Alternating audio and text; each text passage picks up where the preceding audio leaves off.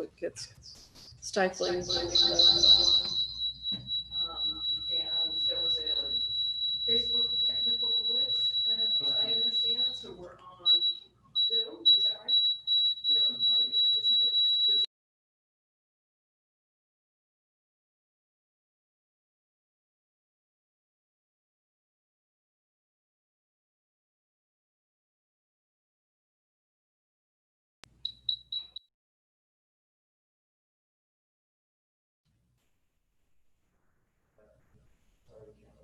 Okay, that's right.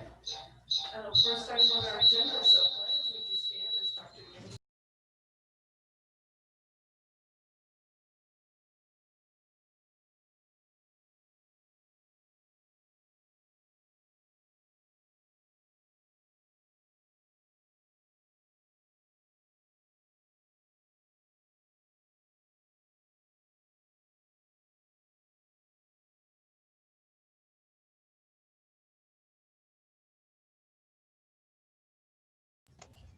Yes, Madam Chair, can you hear me okay? Yes, I can. All right. Trustee Beth Bear? Here. Trustee Karen Bienz? Here. Trustee Mark Bittner? Here. Chairman Janice Marshall? Here. Trustee Nate Martin? Is Nate Martin here, Madam Chair? He is not here. He said he is on his way. Thank you. Trustee Lawrence Perea? Here. Trustee Jason Tangeman? Here. Trustee Jamin Johnson? Here. 7 present, Madam Chair. Thank you. And Mrs. Baldwin, we could hear you really well when you first spoke, but then as it went on, your voice got lower. So Okay. whatever you, there you go. That's better. Thank you. Casey, please shut your door. I think I'm getting curfew back. May I have a motion to approve the agenda that would include the following consent agenda items? Board action to approve personnel recommendations. Board action to accept temporary donation of FFA truck from Laramie GM. Board action to approve gas and diesel fuel bid for fiscal year 2020-2021. Board action to approve propane bid for Centennial School. Board action to approve propane bid for Rock River School, and board action to approve early graduation applications. Madam Chair, I move to approve the agenda as read along with consent agenda items. Any discussion? Madam Chair, I still think I'll consistently raise my objection to the manner in which we approve early graduation for some of our students, but other than that, I have no other comment. Okay. All those in favor signify by saying aye. Aye. Opposed? The motion passes. May I have a motion to approve minutes of the special meeting of May 6th? Madam Chair, I move to approve the minutes of special meeting on May 6th. Any discussion? All those in favor, please say aye. Aye. Opposed? The motion passes. May I have a motion to approve the minutes of the regular meeting of May 13th, 2020?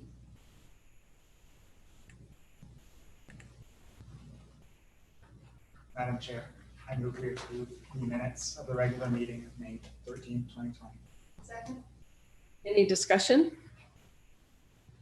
All those in favor signify by saying aye. Aye. Opposed? The motion passes. Student recognition, Dr. Yuni, do we have anything? Madam Chair, no this evening. Okay, audience communications, we had 2 people register to make comments. Brian Lee. Mr. Moore, is he in? Let me just. I don't show that he's in, Madam Chair. I do not see Mr. Green. One second. Okay, Tamara Bredding. Yes, well. One second. Hello. Can you hear me? Yes, Tamara. Go All right, ahead. Good evening. I am speaking today because I know that you will soon be making decisions about what our fall will look like for our schools. To quote Harlan Edmonds, it is the human condition to perpetually live with calculations of acceptable risk. You are tasked with determining what acceptable risk is for our district, and I wanted to make sure that all risks are considered. On one end of the spectrum, we open schools for business as we would in any normal fall. What are the risks associated with this? Well, community spread of COVID-19 will increase. This is almost certainly guaranteed, but the results of that spread are up for debate, and the statistics that we use in the debate change daily. The CDC's current best estimate reports give the following information. Each infected individual would spread the disease to 2.5 other individuals. 35% of infected individuals would be asymptomatic, but would still be as contagious. Chances of hospitalization and or death are very low, especially for the 0 to 49 age group. The Wyoming Health Department gives us the following information. In Albany County, we have 24 lab confirmed cases and 2 probable cases, 0 deaths, and our state has 0 deaths ages 18 and under.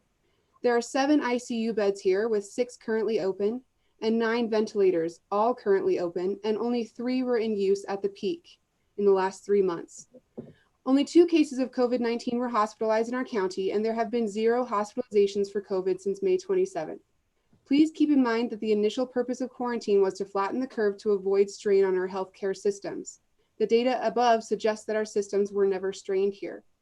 On the opposite end of the spectrum, we would have an entirely virtual education plan to avoid all in-person contact between stakeholders in our district. What are the risks associated with this? 100% of students would suffer in their education. An online format cannot replace what we are capable of doing in a classroom with our students. A portion of our student population would suffer from increased domestic violence. A portion of our student population would suffer from decreased nutrition. A portion, and in my opinion, a large one, of our stakeholder population will suffer from mental health issues directly related to students being home instead of in school.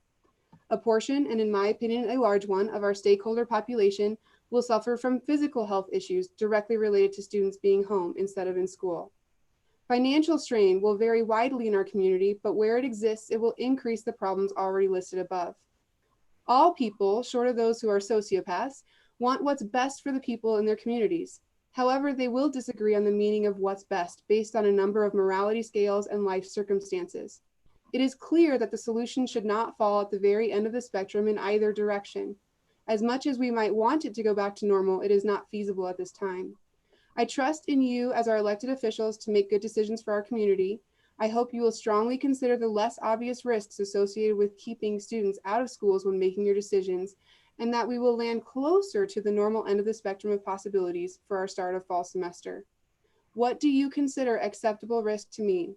I feel the risks of a virtual education are unacceptable, especially in a community that does not have a strained healthcare system. Thank you. Thank you, Tamara. Did Brian Lee join us? You know, I'm not seeing them in, not seeing them, I just see the 6 participants. Lila Passman, Tamara, and then Victoria Dixon. Okay, those were the only 2 who had registered for audience communication. Superintendent's report, Dr. Yanni. Madam Chair and trustees, couple, 2 or 3 things. Operational reports are still on my desk. Casey wanted me to remind you that they're on my desk, not hers. Thank you very much. I'll get those out for the end of the week. One thing about operational reports, we started to come back to work, meaning instead of remote, we're starting to get back, and central office has been present this week. We're starting to get all 12-month employees back in. So we are testing systems and making sure that we can do the things we need to do to be safe. So so a lot of these operational reports are kind of reflect some of that change going forward. So Madam Chair, if I can just move through these real quick, I think Yes. I'll try to get them. I'm going to try to do a couple things here. The command team or command structure that we're working from, and really what I need to be able to do is see if I can share my screen on and I think we've allowed me to do this, so we're gonna find out.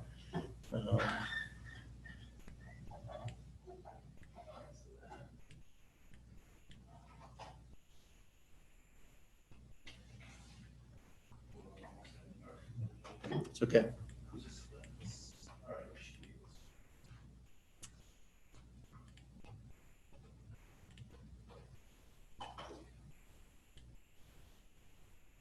And I'm hoping we're seeing a diagram at this point. Okay. Just a couple updates for where the command team is. The command team consists of the lead team, Madam Chair and Vice Chair, so Janice and Mark.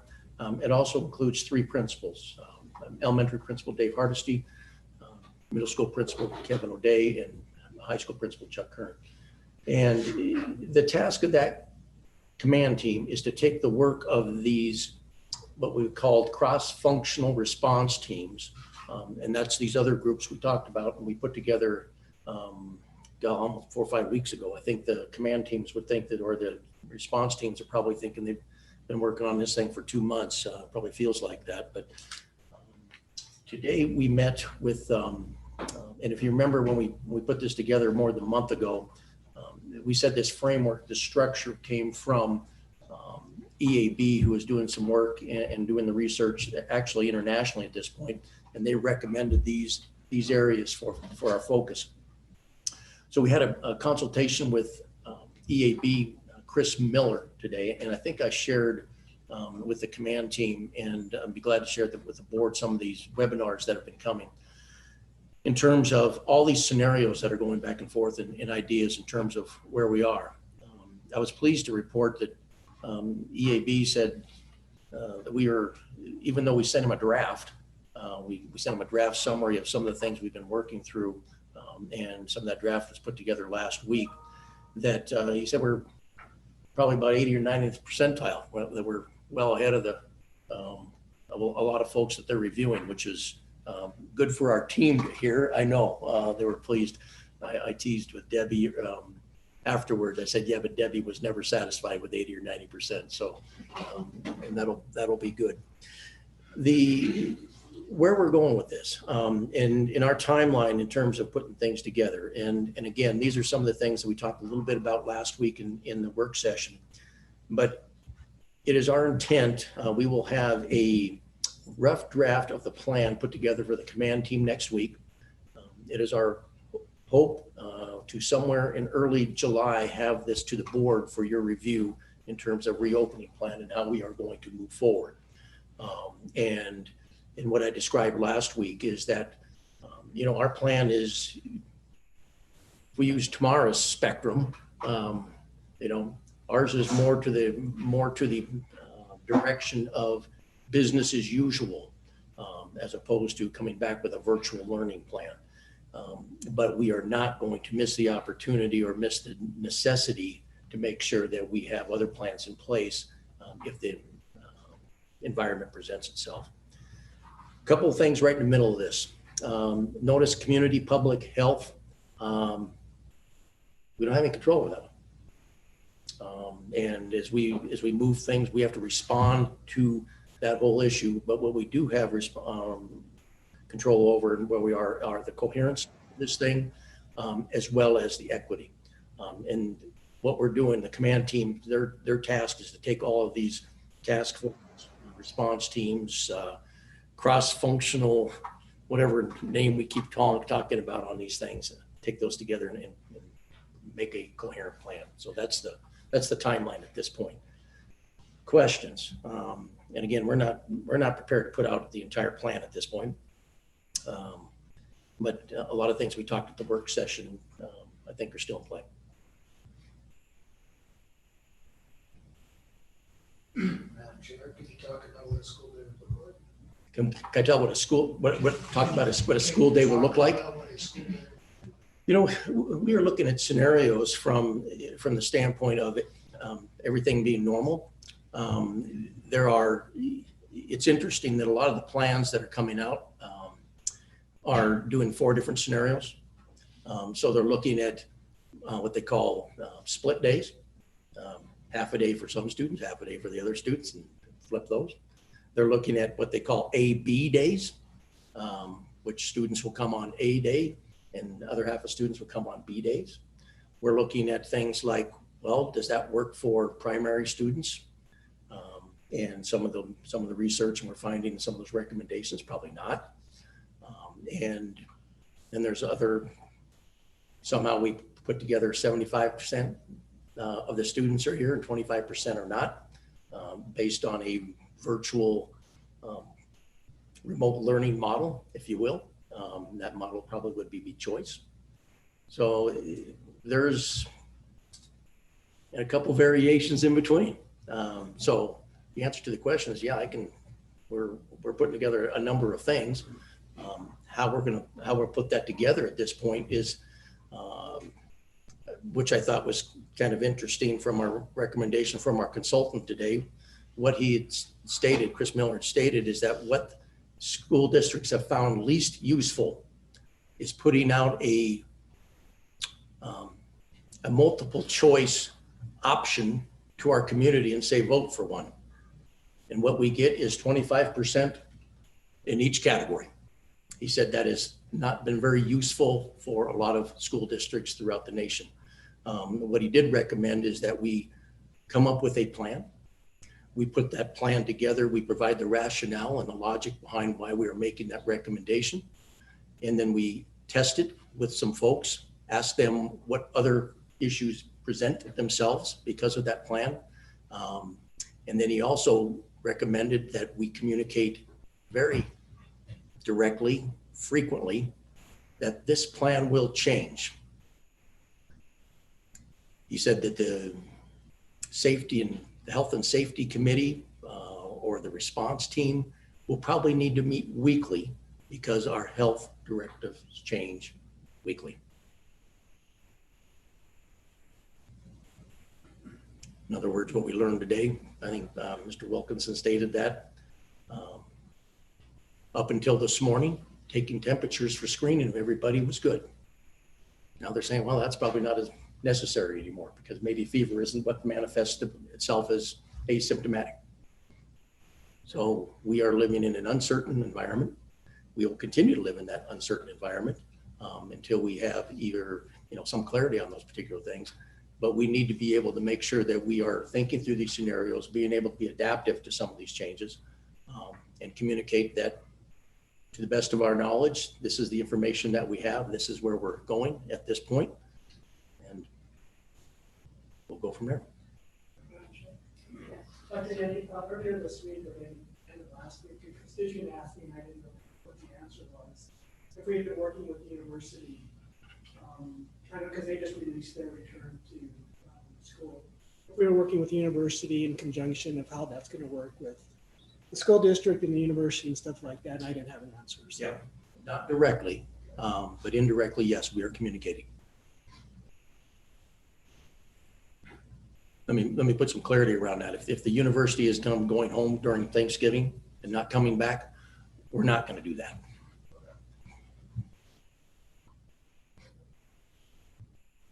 Unless, of course, we have a second outbreak of coronavirus. Unless it changes. State health officer says you're not coming back, and we'll say, okay. I mean, but it's certainly not our plan. Okay. We have a different audience, a different need. You bet. Okay. And then finally, Madam Chair, and there's just AL recognitions and board. I made good on my virtual owls to you. Was that a month ago? Or was that 2 months ago or 6 months ago, whatever it was. But anyway, thank you for your work and your leadership during this time. We got a lot of folks doing a lot of good work, and it is a heavy lift to put all these things together. I'm very hopeful from the work that we've already done, from the feedback we're getting, that we will have a very good plan from the standpoint of a plan. We will implement that plan in summer school to some extent, and we'll change it. If we implement it on Monday, we'll change it on Tuesday, and then we'll change it again on Wednesday. I hate to say it that way, but that's probably the uncertainty we have. So, Madam Chair, that's all I have for this evening. Thank you. And thank you to you too for your leadership during this time. I know that it's been rare that you've taken a weekend and Same could probably be said for the league team as well. So thank you for your leadership and your diligence to lead us through all of these uncertainties and adjustments that have to be made. And Mr. Moore, you've done a yeoman's work with all the technology distribution and all of that. So thank you, team, for all your work. Chair's report, couple of things. Laramie High School graduation, June 27th, 10 o'clock a.m.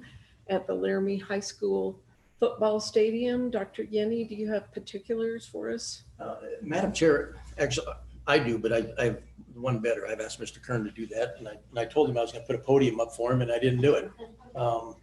So, Scott, can you grab the podium and Chuck?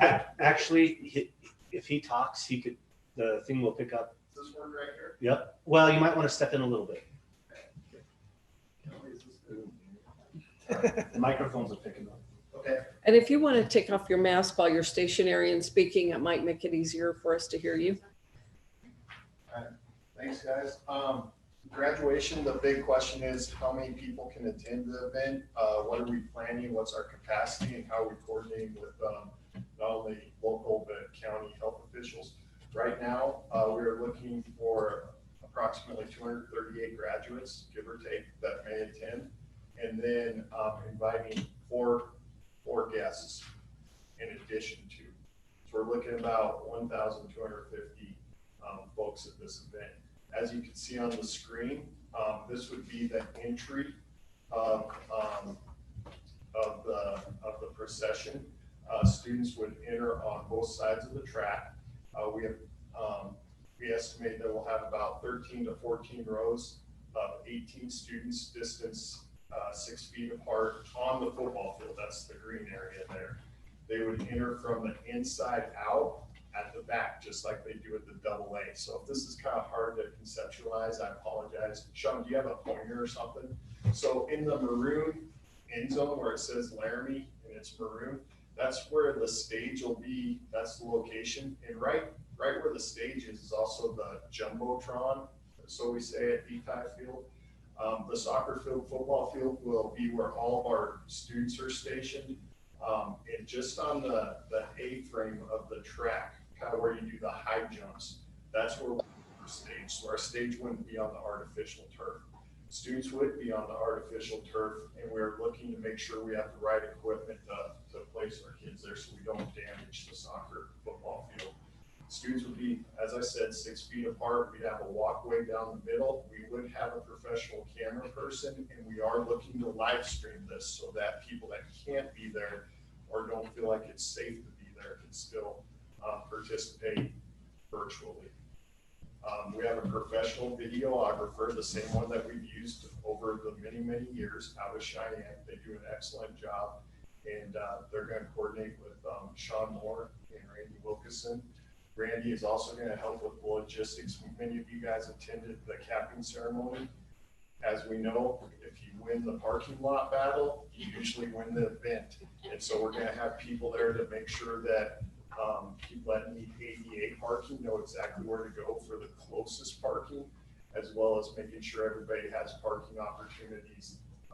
The kids don't scare me in the student parking lot half as much as adults do who aren't used to being in there. So we'll have a good team from transportation to help everybody park safely and make sure that we're getting people to the venue safely. Where will the spectators be? Some spectators will be on the field behind the students. We cannot fit everybody on the field as spectators. We will also use the football stadium home section, which is on the west side, and that's where the cursor is right now, and the visitor side, which is straight across. Again, social distancing is written into the plan, so we'll have areas of 4 seats. So let's say Mr. Bentner wants to go to graduation, but he's only taking one other person. He cannot give away his tickets to Ms. Marshall. We can't plan that, and we can't move seats around. So you may see a place where maybe it's only Mr. Tangeman and 3 open seats. I imagine that would be frustrating for people.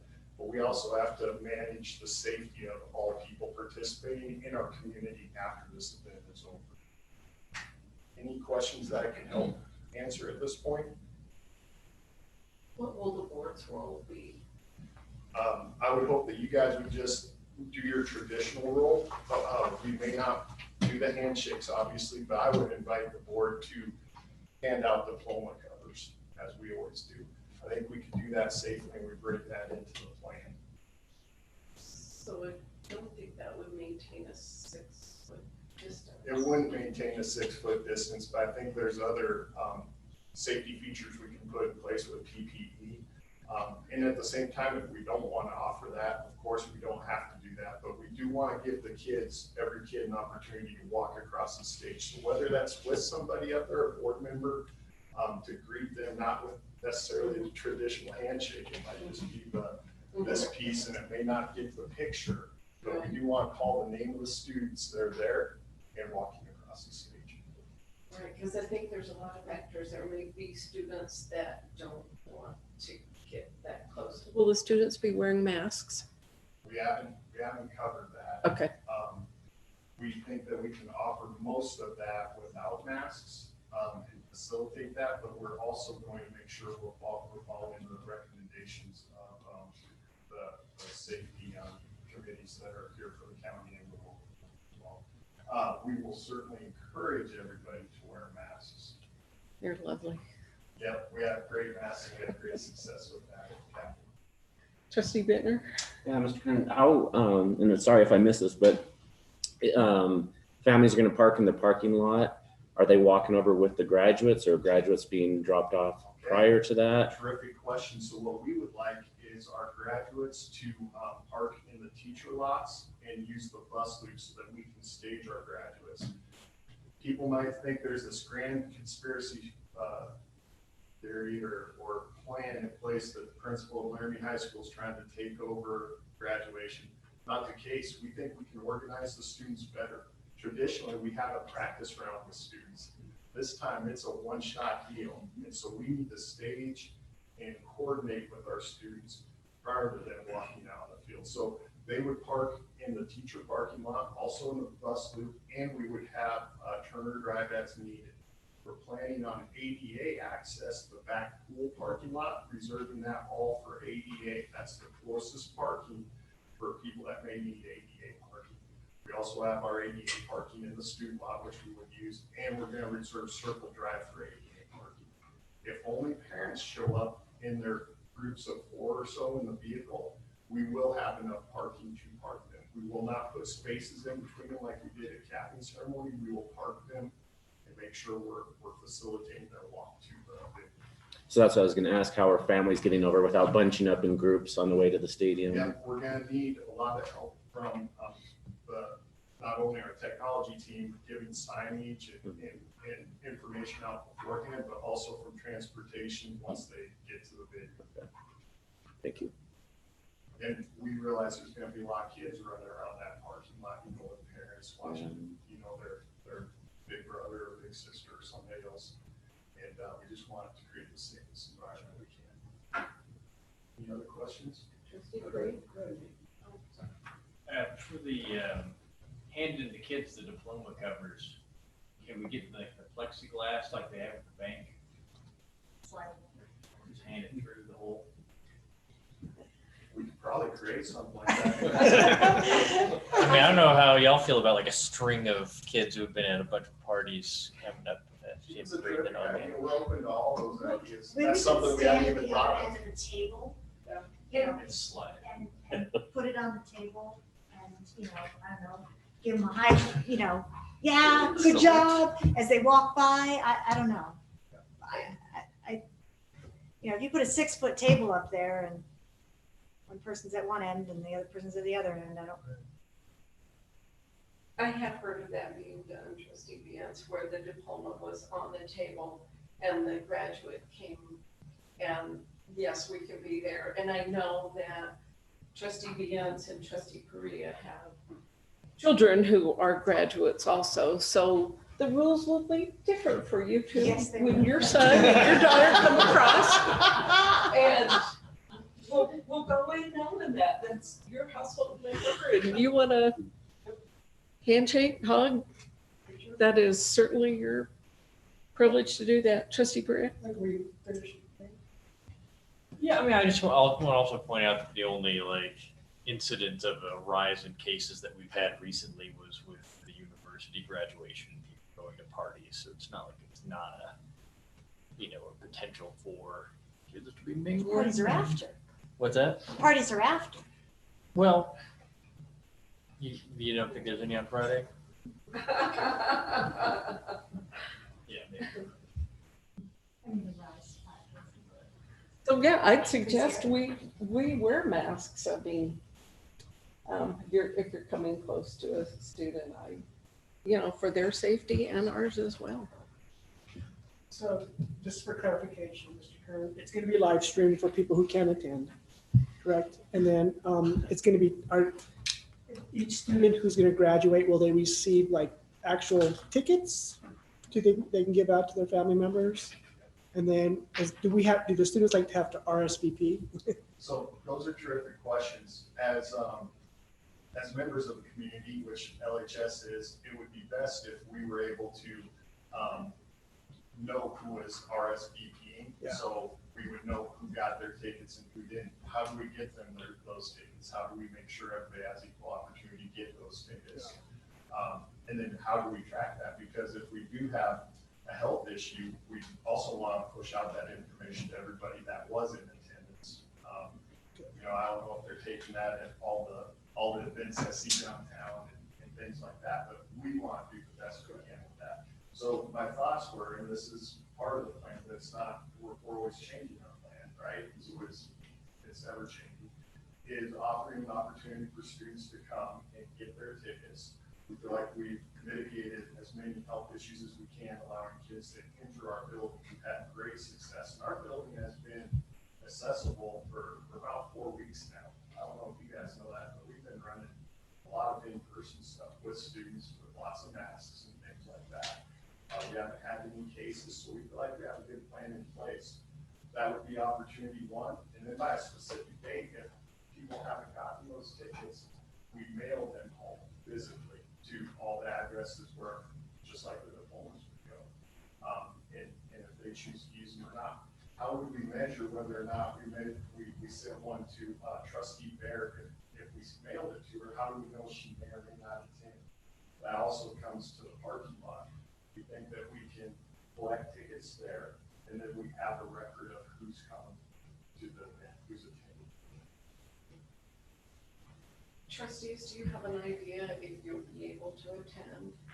That would help us in setting and knowing how many chairs we need for board members.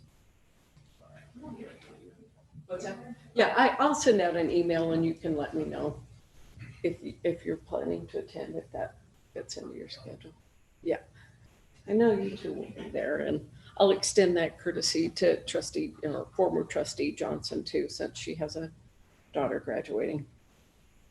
Any more questions for Mr. Two Kern? comments, Madam Chair.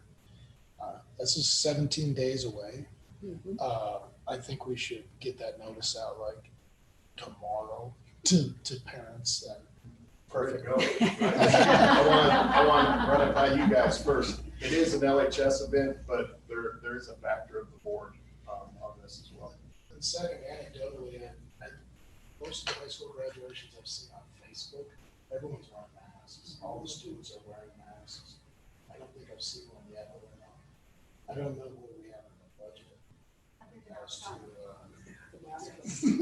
as to masks, but I mean, what you have around your neck, if all the students were wearing the same covering, I think that would be pretty cool.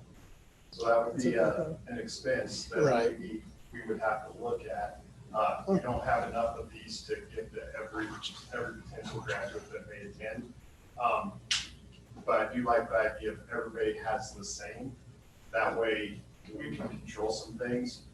I would ask the board, what kind of stand do you want the principal to take if somebody wants to not wear a mask? So something to consider there. A lot of times those are things that don't happen, but we like to be prepared. It is an optional opportunity. You do not have to participate in graduation. But I guess I'd like to know that information as well. And for those of you who didn't attend the capping ceremony, Mr. Kern did give these out to all the students. So I don't know, Dr. Yanni, you weigh in on this, but I'm with trustee Tenchman. All the graduations I've seen, the outside ones, students are wearing masks, and maybe we just have to have some disposable ones in case they don't have them. But Yeah, Madam Chair, trustees. We have a new continuation order, number 6, runs through June 30th, which is good that we have this current order. It doesn't really change anything from the standpoint of what we're expecting to do on June 27th. However, you know, from that standpoint, you know, I think not unlike where we are stationary and 6 foot, observing social distancing without masks in here, particularly outside, we can do that. The way we're going to write it, and we have to request a variance or an exception from the county health officer, and that will go in tomorrow morning. One of those components is that when we do have students come across the stage, there is a potential for proximity of less than 6 feet. We will be requiring face coverings at that point. But it's for less than 10 minutes. I understand.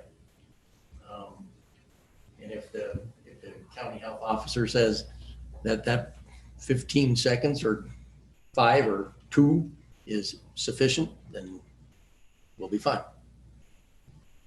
But at that point, it's we still have to request that variance because we are over the 250 maximum.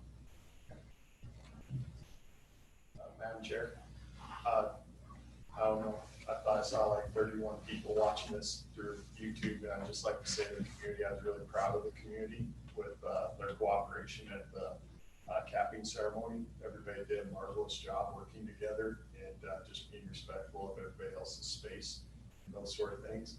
I hope that'll be the case. That's my goal.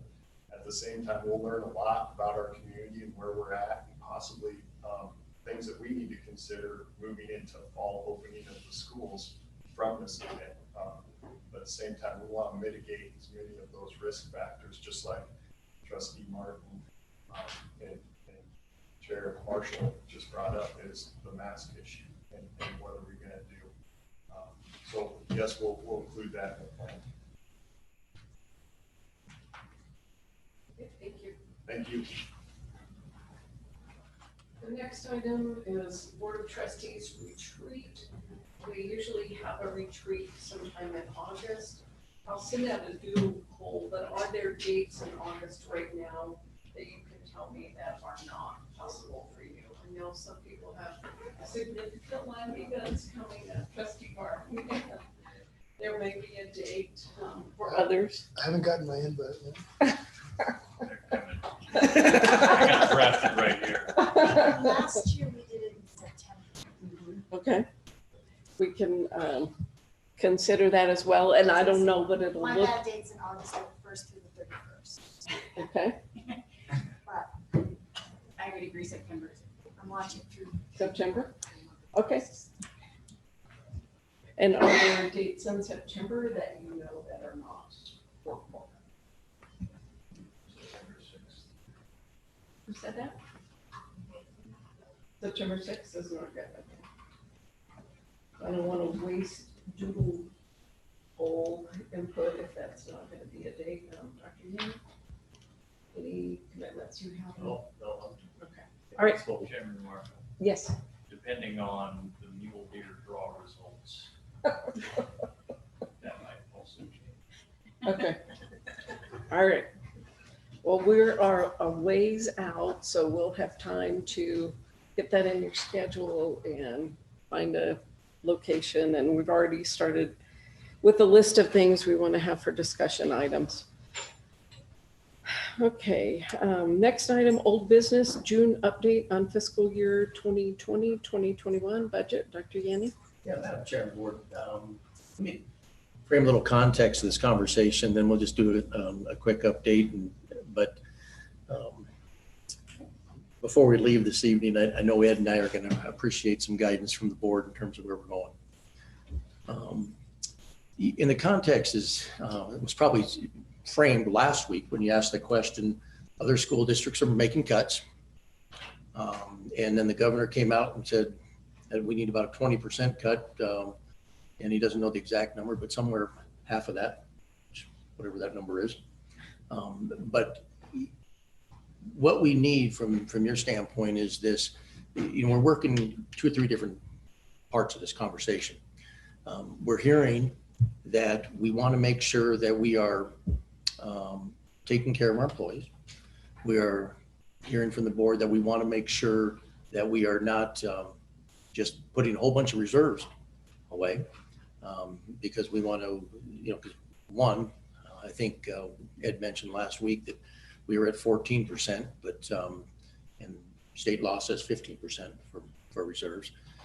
And at the same time, we're thinking we probably are not going to have any significant direction or changes from the state for this year's budget.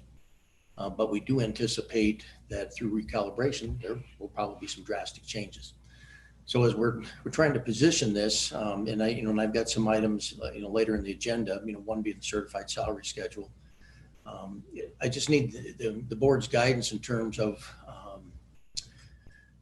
where do you think, what are you comfortable with? And I'm certainly can provide you a recommendation that are prepared to, and are giving our best thoughts on where we're headed with this. But, I kind of like to listen to a little bit what we're providing. We did share, Ed and I shared this document back and forth, and there's 5, 10, 20% possible cuts. I shared that with you. I've got another hard copy for you this evening. Still, we can talk through that a little bit. But really what it comes down to is, from my standpoint, the legislature has put in an external cost adjustment this year to address cost of living for our employees. And the budget we put together for the June budget actually puts all those things in there.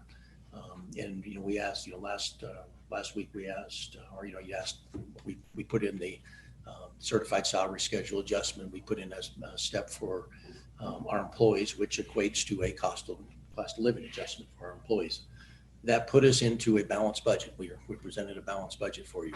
The question is do you want us to not do that? And do you want us to do a less than balanced budget and keep more back in reserves with the intent that next year at this time, we may need some additional funds? I'm going to quit and I'm going to add an anecdote later. So Ed, I'm going to kick it over to you in terms of kind of where we are with the budget, and then we can walk through a little bit of this 10, 20% cut conversation if you'd like. It is not my intent to have this conversation last 2 hours tonight, or 1 hour, or any more than probably 10 to 15 minutes. But if it needs to go more than 10 to 15 minutes, then we probably need to go ahead and have another work session in early July and work through it. But there's a lot of opinions. There's a lot of concerns, and I want to make sure that we're meeting the needs of of this community and the desire of the board in terms of where we're going with our budget this year. Mr. Getz. Okay. Well, I guess just to clarify, this version of the budget is the same that we discussed last week. I don't make changes between work sessions and board meetings, and I do an update in July. July is the final version, so as Dr. Uni said, modified salaries in the budget, as he said, for the certified salary schedule, step increase for classified and administrators, portion of the retirement increase of 0.25%, assumption that employees would pick up 0.25%, and as was approved by the board, the district increase to the health insurance premiums, so the district essentially picks up a little over 90% of that increased cost. And then we changes for turnover of employees or the admin positions. So, as I've outlined in previous meetings, this is funded by, as Dr. Edy said, the cost of living adjustment, external cost adjustment, and health insurance increase to the funding model. Some reductions were made in subs and overtime. The carryover for the schools of funds that were not spent at the end of this fiscal year, curriculum and technology, and then a little bit in insurance. So, that's pretty much the outline. I guess I'd just like to take a minute to talk about reserves. That was kicked around some of the last meetings. So there's $1,482,000 of our reserves that do not count toward that 15%. So that is essentially a reduction of that, what would be 15%. Because that is pre-97, when the legislation changed in the funding system. The legislature made the decision to take any reserves that existed in 1997 and set them aside and say they don't count toward that 15% cap. So our reserves, actually, I would, I kind of taken another look at that, looked at our budget. On a gross basis, I do expect us to be pretty close to 15%. But for those calculation purposes, it'll be closer to about 12.5%. And so, we're a fair ways away from hitting the 15% cap or being in a position where that would actually count against us, and we would end up having to essentially give funds back to the state. I guess the other comment I'd like to make, and Kelly can jump in here since she's paying lots of attention to this as well. But in the Appropriations Committee meeting, what I heard from them is that as it stands now under existing law, funds will be transferred from the LSRA to cover school funding for the coming fiscal year 21. Okay, and so to say that we're safe, nothing's going to happen to us, I can't give you any absolute assurances there. But on the other hand, that is the system that's been set up, and I believe that we will have about 12 months to make adjustments, and I think that that really those changes are going to come through recalibration, as they should. And so the recalibration process will kick off at the end of June with the first meeting of that committee, and they're supposed to conclude the process by the end of November. So I guess the way I see it, I don't believe that there is a direct and immediate threat of the legislature or the government cutting us by 10% or 20% arbitrarily. And I guess my observation is that our district has always closely followed the funding model. And ultimately, as the legislature changes it, we're going to have to change with it. But we will have, pretty substantial reserves to cushion some of that. But I guess my opinion is I don't think we're in a position to have to cut right now.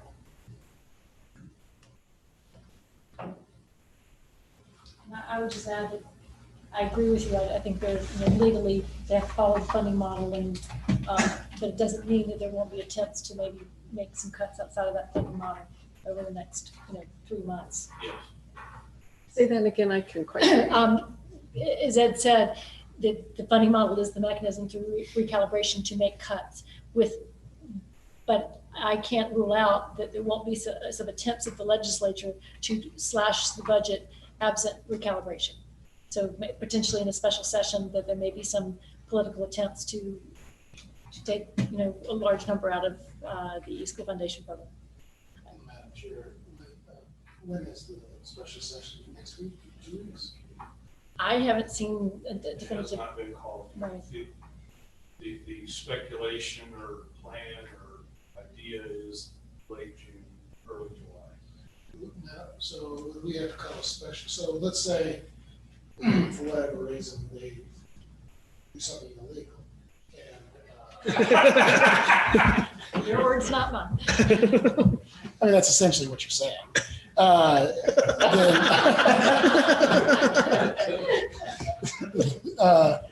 Would we have to have then some special meetings of our district to revisit our budget and proceed accordingly? Madam Chair, I guess I would say if it happens during the timeline that they've indicated,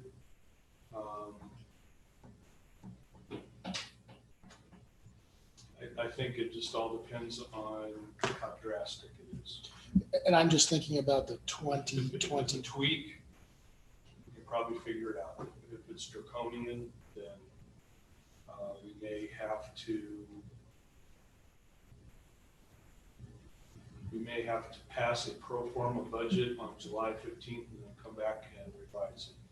That was kind of my question. And so you have that doomsday scenario somewhere in your office in a desk drawer? I have some thoughts, but believe me, it is doomsday. Right, I understand.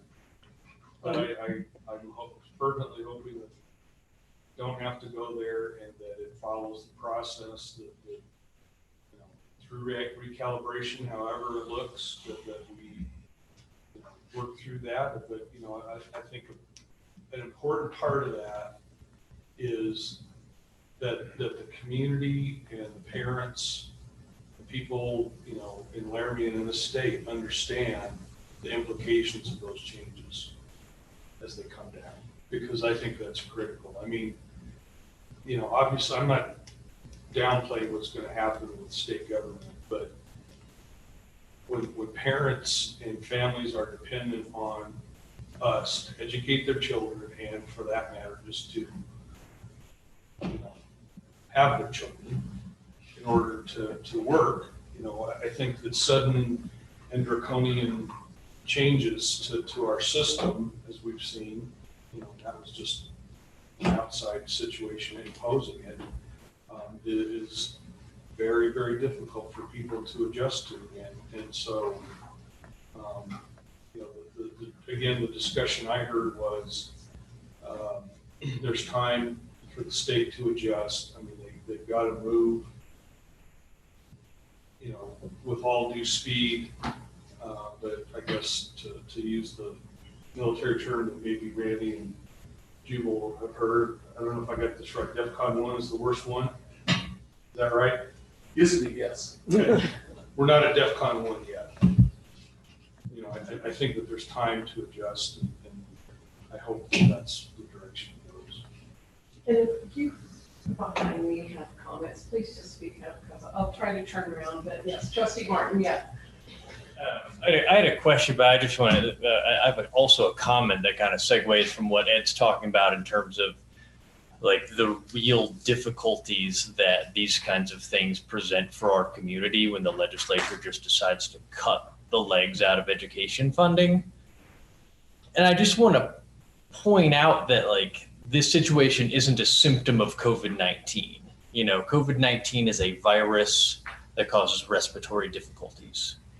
It does not cut budgets.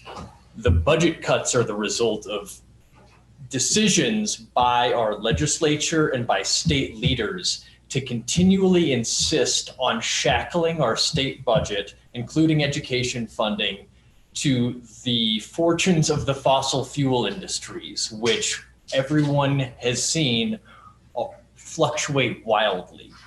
I mean, anyone who's been paying half a modicum of attention over the past, 3 decades has seen that this is a clear and obvious problem. So as we're talking about, the problems that this is presenting for us as a school board, for us as a community, for us as the administration, I want you to understand that the legislature, that the governor has control over this, that they can implement tax reform, that they can stabilize our revenue streams, and they just lack the political courage to do it. And so when you talk to your elected representatives, I hope that you tell them not just, you need to fund education because you can't fund education if there's no money. We need tax reform. We need a stable means of funding our critical public services and infrastructure. That's my high horse. Kelly, I didn't see you sitting behind that post over there.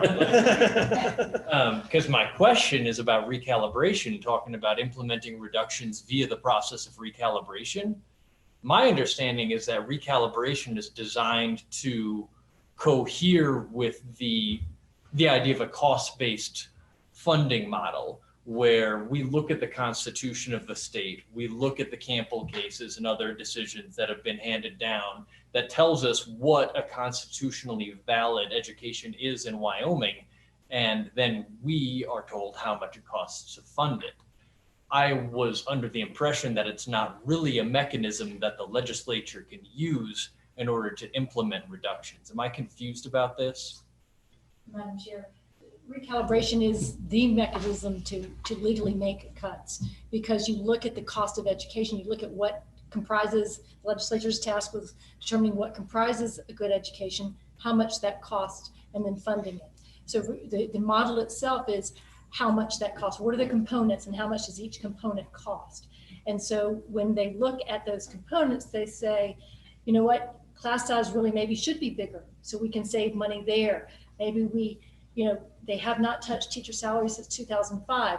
Maybe that's going to cost more money. Let's look at the health insurance components. So they go to each of the components and dissect those and look for, they look to calibrate it to the cost of today, but oftentimes it's with an eye to where can we make cuts. But at the same time, it's constitutionally constrained, right? I mean, they can't go into the basket of goods and just start picking out anything they feel like, or increasing class sizes to a point where students are no longer receiving an adequate and equitable education, right? Madam Chair, Trustee Martin, yes, there are some parameters there, and they rely on their consultants to present, they go to experts and say, okay, you tell us how much this cost. And if the experts say, we think 20 children in the classroom is the, ideal size, and the school decides that they want, the legislature says, well, we want 30 in the classroom, then they've got nothing to base their decision on. And then that would be then, inequitable and subject to challenge. If they base it on the 20, then they have something to back that up, if that makes sense. I thought they were going to look at the basket of goods. Madam Chair, that's actually, they did look at the basket of goods in 2017 and compare it. I'm not sure, but what Superintendent Balo stated last week to join Ed, and I don't know if you heard that, but what she is advocating is, okay, let's not just look at the cost and recalibration. Let's look at what's in that basket and what we're teaching, and actually have a bifurcated 2-track analysis. And as I understand, the directive to joint education is we're going to study the K-12 program, basket of goods program, over the next 2 years, and that is my understanding. But okay.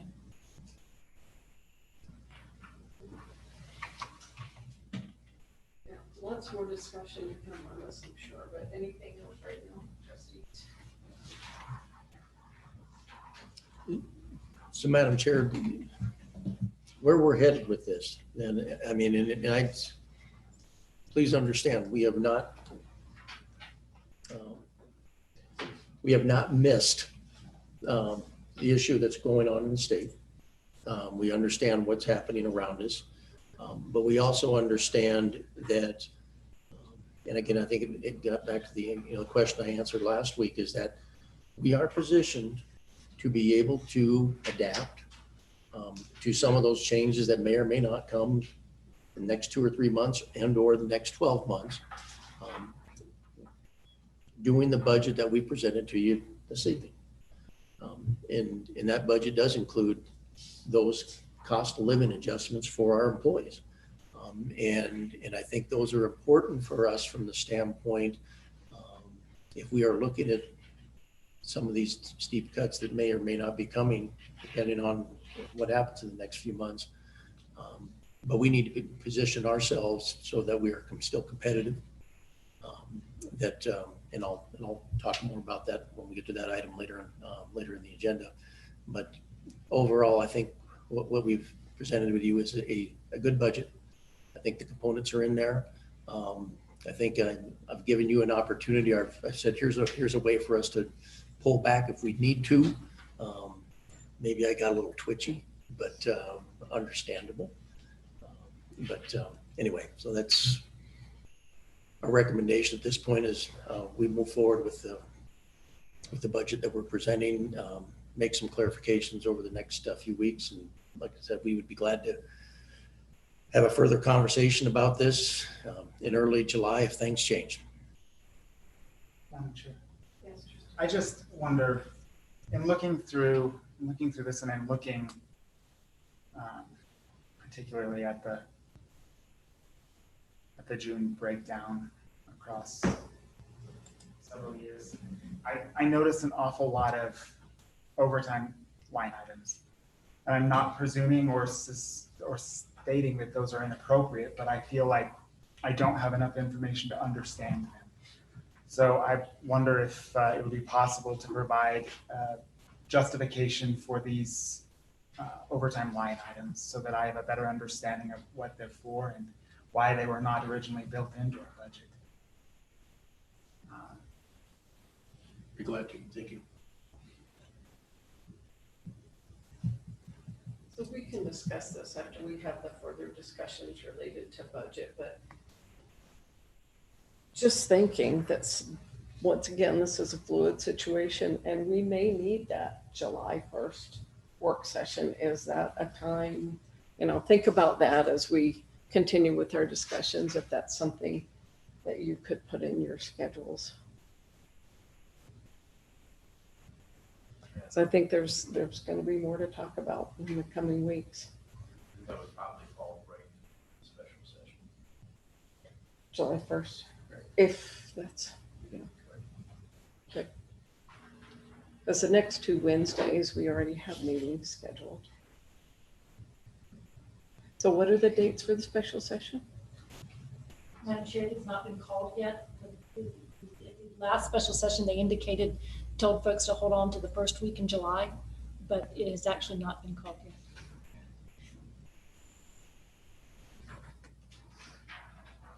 They might just decide not to. And the other option is we could have an hour on July 8th before we do the superintendent's evaluation if we needed to have for the budget discussion. That might be a better time to do it. Okay, anything else on the budget right now? Next item on the agenda is an executive session. May I have a motion? Madam Chair, I move to executive session to consider appointment of a board of trustee in accordance with Wyoming statute 16-4-405A2. Any discussion? We will be adjourned into executive session downstairs.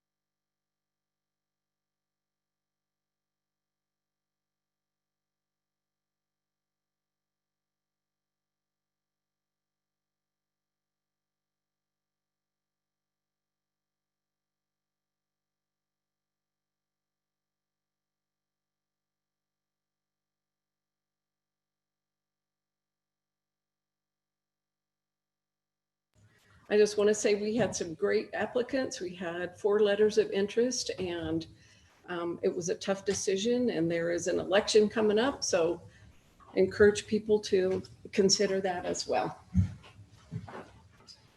Madam Chair, would you mind repeating the board member just one more time? I was muted when we were in executive session. Jason Saturn. Thank you. Just for the audience. All those in favor of the motion signify by saying aye. Aye. Opposed? The motion passes. Congratulations, Jason. If you're listening, I'll be in touch. Dr. Yenny and I will get together with him to go over some of the new board member orientation and to give him his oath of office. And we'll get it done sometime towards the end of this week if he's available, or early next week if he's not. So we'll move forward with that. Next item, board action to approve the annual superintendent evaluation instrument. This is the evaluation that we've used the last couple of years. I did send it out to the governance committee, which is Beth, Jason, Karen, Dr. Yenny, and I did not receive any feedback or request to change anything.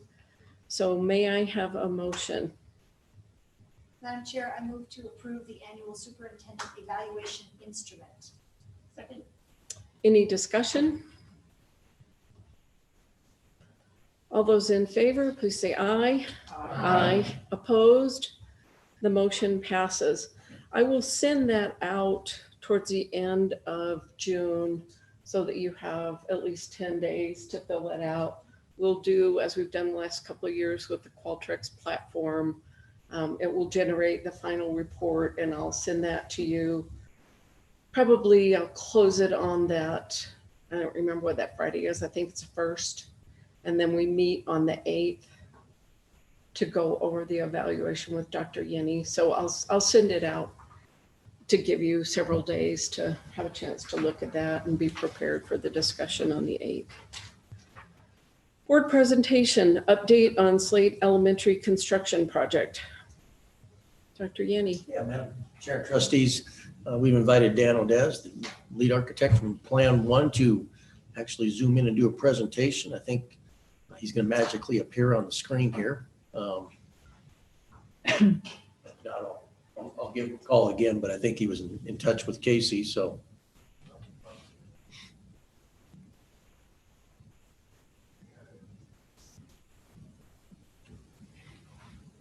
Madam Chair, Yes, Mrs. Baldwin. I believe Dan is in the meeting. Is he there, Mr. Moore? Yeah, Dan is, he's on the phone actually, Are these the only people who are here? I mean, in the Zoom meeting. because we usually have way more people who are interested in participation. We do have about 30, at least statistically, we're seeing 37 people watching. Watching it, but Yeah. not, oh. Right. Dan, he just needs to unmute his phone there. I could do it for him. Yep. That's right. Okay, I believe I'm unmuted now. This is Dan. Can you hear me okay? We can. Hi, Dan. Oh, that's great. Madam Chair, trustees, Superintendent Yenny, and good folks in Laramie, this is Dan Odaz with Plan 1 Architects. Happy to zoom into your meeting this evening. Can you see my screen okay? Casey shared this. Not yet. We can't. Okay. Casey, are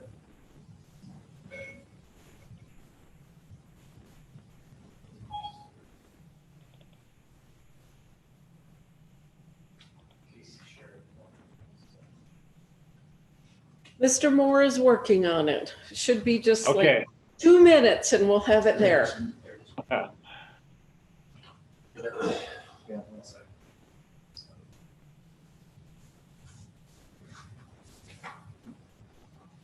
Sean, it's showing on my screen at this point. Yeah, I gotta do this here.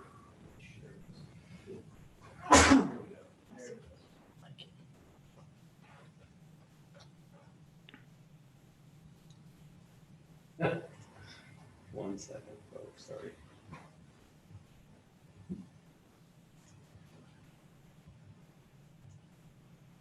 I'm seeing it on my screen here.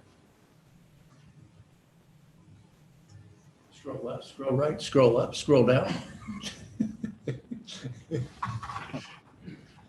I think is it the same document that is in board docs, Dr. Yenny?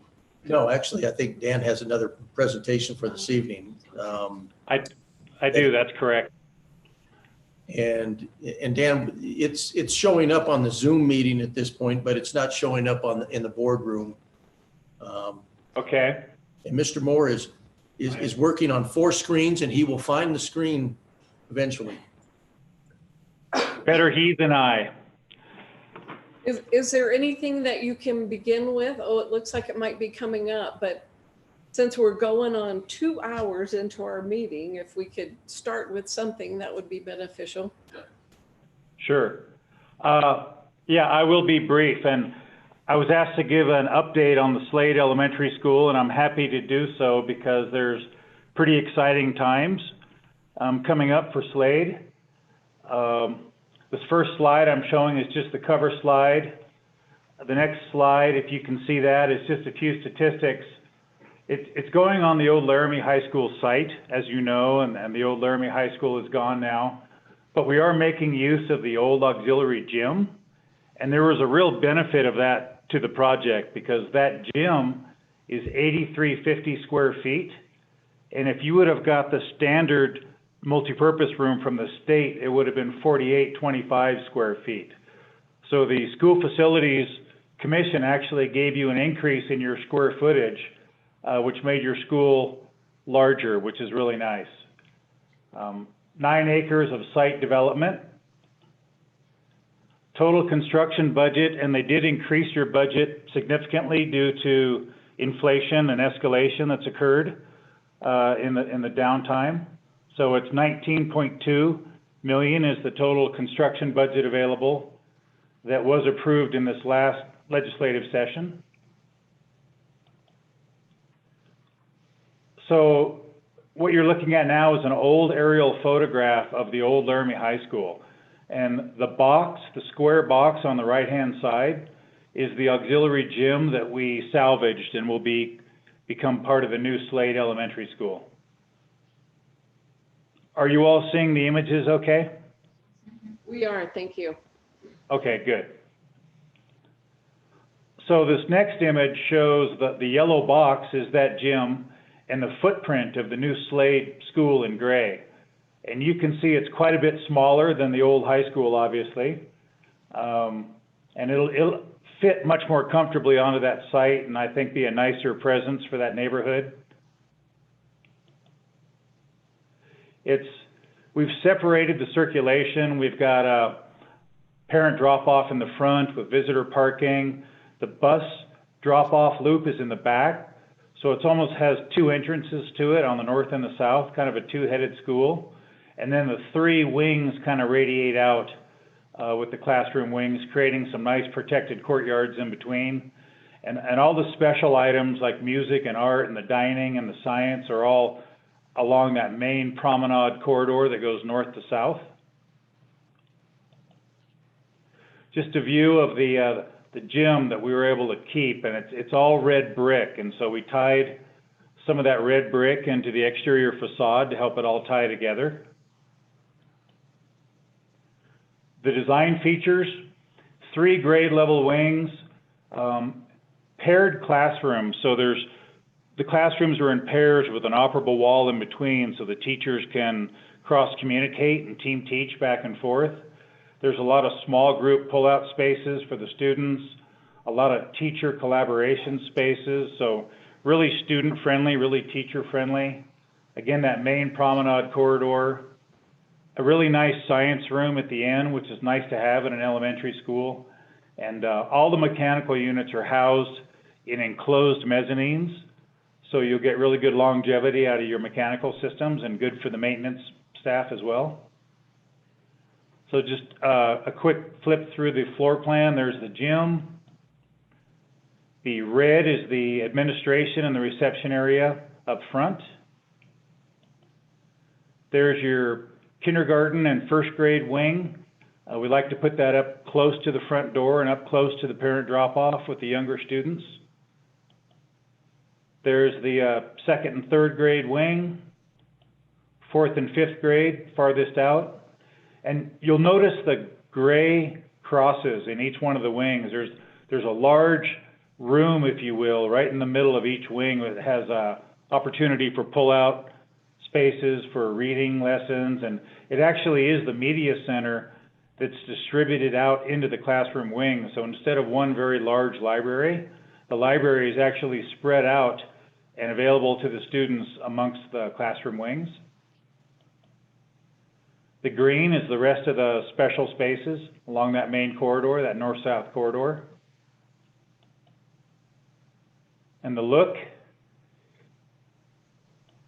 some images of the front door.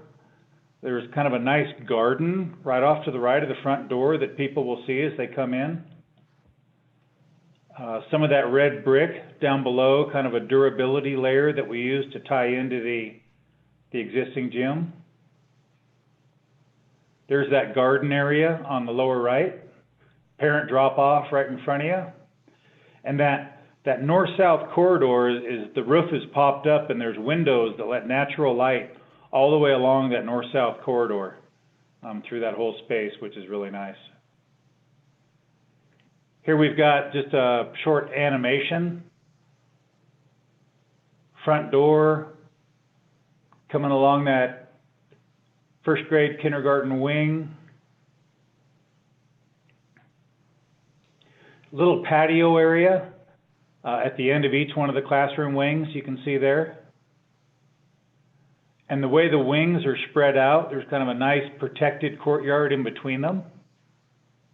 Can be utilized. Second, third grade. Continuing north, another courtyard.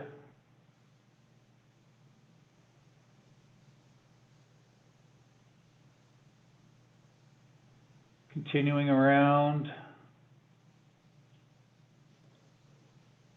We're in the trees now.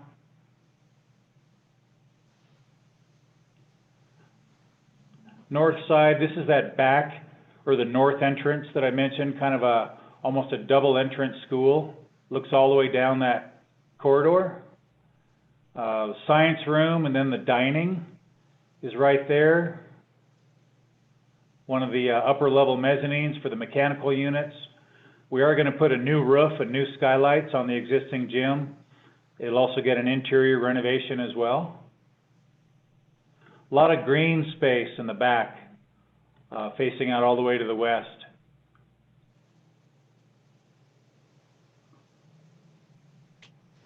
Almost done.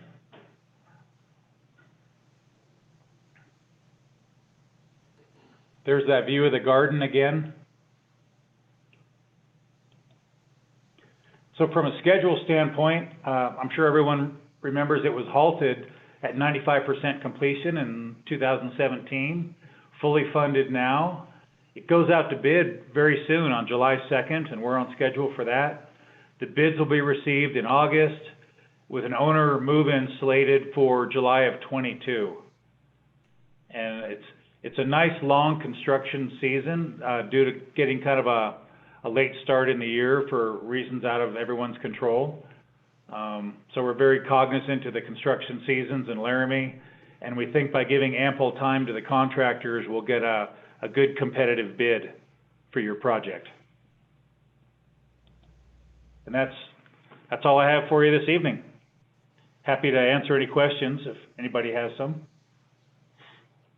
Thanks, Dan. I do, just looking and thinking about those paired classrooms and considering the circumstances now, we might not want to have two classrooms joined together. I mean, we're talking about having fewer students in a classroom. or in a space, how you say those are movable walls in between the classrooms? Yes, it is. It's an operable wall, and it's not the full distance between the classrooms. It's about 2/3 of it. And the wall comes out in 4-foot panels. So you can either just leave a 4-foot space open, or you can completely close it off, or you can leave a little more open if you want those kids to commingle and have a joint exercise. But you can completely close it off. Did you say you can or cannot? You can. You absolutely, you can. Yep. Thank you. Any other questions? Trustee Benjamin? Well, I'm wondering, from a time perspective, whether it might make sense to try to get this thing out to bid sooner than later, and to press the time frame, and that we would get more competitive and better bids in light of the economic situation we have now versus trying to drag it out for 2 years. I know we had the opposite problem with the high school. We had to put the thing out for bid again because we had, I think, too short of a time for that. But I don't know. What are your thoughts about that? That's July 2nd, you said. Well, but he's we're trying to- actually, the money is not available for the construction until July 1st. But we've been authorized to finish the drawings, and so we're going out to bid immediately after on July 2nd of this year. And so we'll get the bids in, but we're just giving the contractor ample time to complete the project, which we're hoping will get us a better price. Did I miss the playground? Is there a playground? Yeah, We don't have a playground? Oops. I'm backing up here. Oops, sorry. So there's hardscape playgrounds like basketball courts up here where the older kids are. There's play structures coming off that 2nd, 3rd grade wing. There's actually a dedicated kindergarten and 1st grade playground right up close to the front. And then this area is actually turned into a soccer field on the far west side. It's a nice big green space now, and that's open. Is the current track, is that going to be part of the school? What's happening with the current stadium and track? The track stays, but we're not doing any work to the track as part of this project. The district will retain ownership of the track. Okay, so it won't be part of Slate, it'll be, okay. It'll still be district. How about that, Jim? It's the same. I would say not as much as it is now because it's part of the school, but it will still be a resource for the middle school and the high school, especially in somewhat to the community. I mean, it's different because it's standalone, so it doesn't have any impact on the school. But once it's incorporated into Slate, it really have to be treated differently. It's going to be one that you can paintbrush or Spring Creek. You know, we just have to take into consideration what's happening at the school and a little bit of district program. So how much of this plan have you all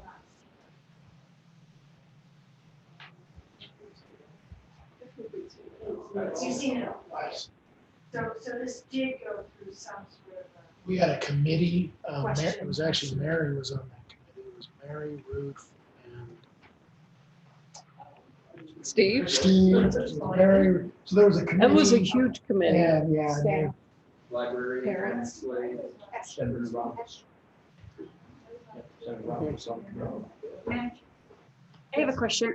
I'm curious, I can't tell on this, but is the entrance, just thinking about school security, is the entrance designed so that those wings have locking doors? Do visitors have to go through the main front office to get to the rest of the wings?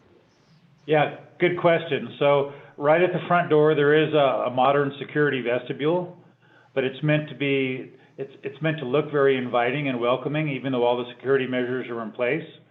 And then there's a full access control door system at all the exterior doors all the way around. And this north entrance will only be open in the morning when the buses are dropping off the students. And then it's locked like the rest of the exterior doors during the day.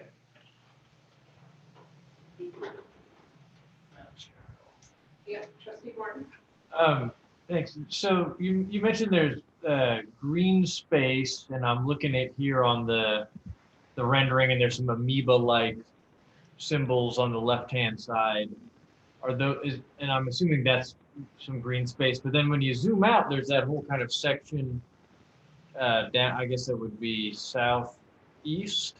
That's from the satellite photo now is just green space. And I'm curious because there have been kind of a raft of studies recently talking about the benefits of natural spaces, you know, for education, for kids to be just for mental health purposes. And I'm wondering how much of that's just going to be left as kind of a wild natural space.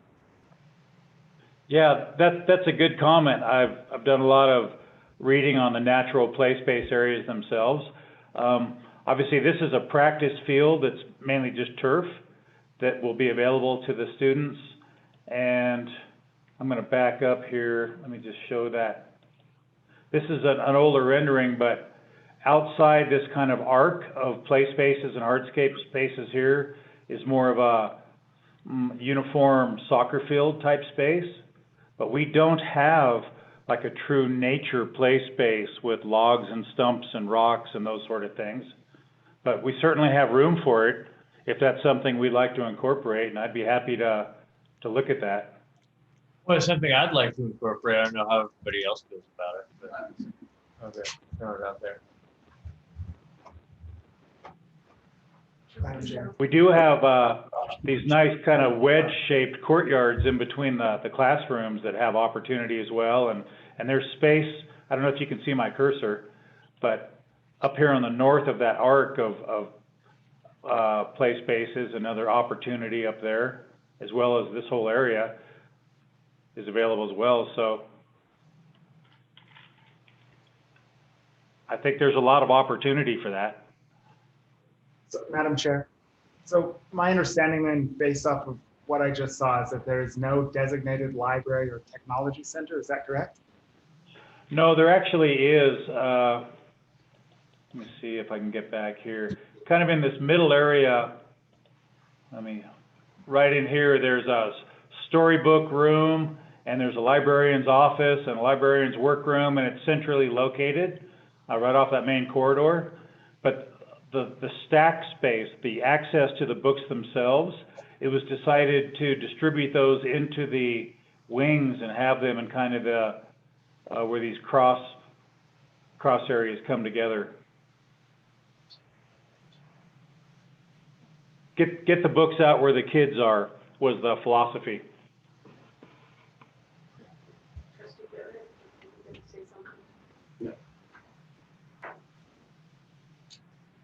Madam Chair, is there money in the budget for this project for security cameras? Yes, there are security cameras included as part of the project.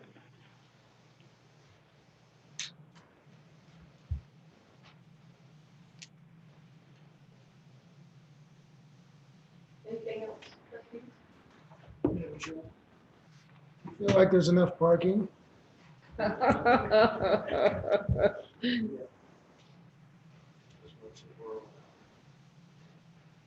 I was serious. Is that, do you think there's enough? Feel like there's enough parking? So the parking is based on a count of staff members and expected visitors and whatnot. But one key feature is we try to separate all the different types of vehicular circulation away from each other. So again, we have the bus drop off up here with on the north with a sidewalk coming right into that north entrance. This is all the staff parking over here on the east. This is the delivery area right here for the kitchen. And the parent drop off is right in front. Make it easy for everybody to get in and drop their student off and be able to watch them actually go into the front door of the school. And then we have pretty ample visitor parking over here on the left-hand side for events and assemblies and things that might happen in that gymnasium space. And Dan, the reason we laugh is because we did not and probably still don't have enough at the high school. And that was one of Dr. Yenny's first observations. Is this parking lot big enough? And Sure. no, it wasn't. So that was a reason for the laughter. Oh, thank you. I didn't quite get it. But there's another parking lot up here on the north. And as part of the project, we're actually building in another drop-off lane where parents can come in this way and drop kids off and let them come in this north entrance along the sidewalk. So there's more parking up here that's available as well.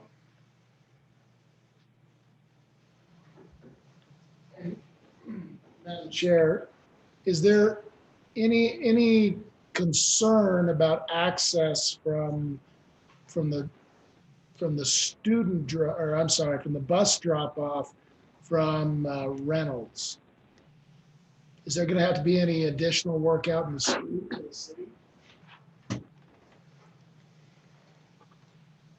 Well, we kept the parent vehicular areas down here on the south, on the quieter residential street, and your bus drivers are professional drivers. And so that's why it was decided to have the bus entrance come in off that, on the busier north side.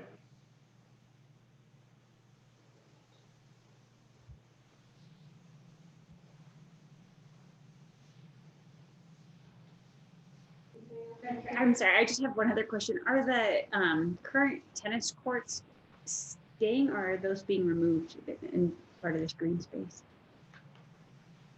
There's no work to those as part of this project. They're further north than what I'm showing here. Okay.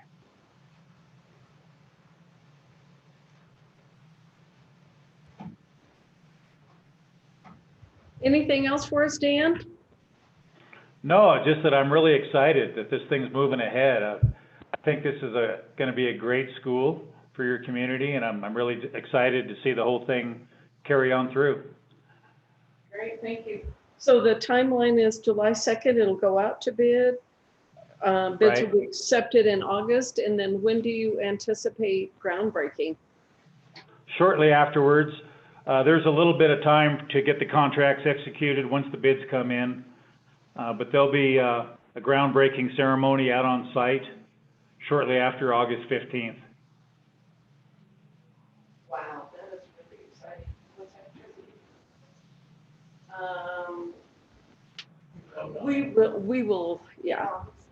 we will have a recommendation on the bids from, I don't know, Mr. Odaz. I was just looking at the timeline. Because Right. They're going to be back by August, so we won't approve them. You may have to request a special. We've got a lot of contractors that know that this project's coming out, and there's already a lot of interest drumming up. I mean, I guess, just to editorialize here for a minute, but we'll need some time to analyze the bids. So, you know, I don't think we can have a special board meeting the day after they're open, but it probably which course we can get the thing awarded by the end of August. Rather than wait for September. Pretty aggressive schedule. Madam Chair, thanks for you and Trustee Bittner say, Dr. Yenny, don't you think the board ought to see it? Yeah, probably a good idea. Thanks, Dan, for the presentation. Appreciate it. Yep. Thanks for having me, everybody. Bye-bye.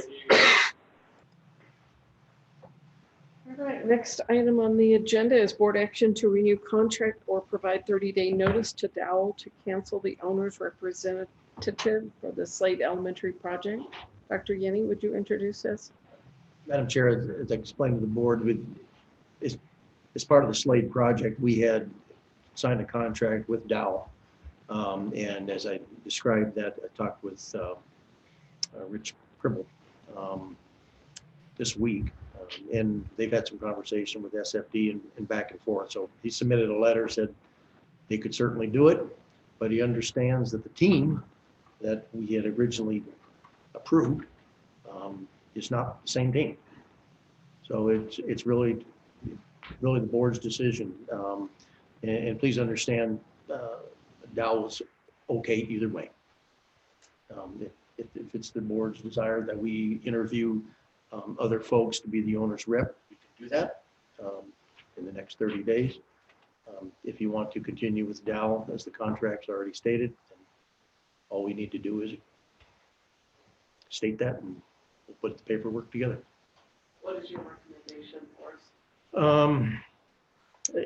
As Ed and I have talked through that, I think probably at this point, I think our recommendation is that you actually send a cancellation notice so that you can interview the folks that you would want to and have a good feel for. When I talked with Rich, he didn't know if they would, if we did that, he would actually set a proposal or not. He hadn't thought through that, mostly in deference to Mr. Schroeder, who was in the project before, and he said he is very well respected. And that's where the conversation was. So anyway, my recommendation, and Ed, we didn't talk today about this. So if you're have a different conversation, different recommendation, I'm sure hear that, but I think it'd be okay. And Jason, you just went through that process with UW.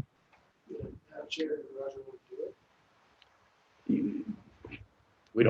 We haven't had that conversation. I didn't presume.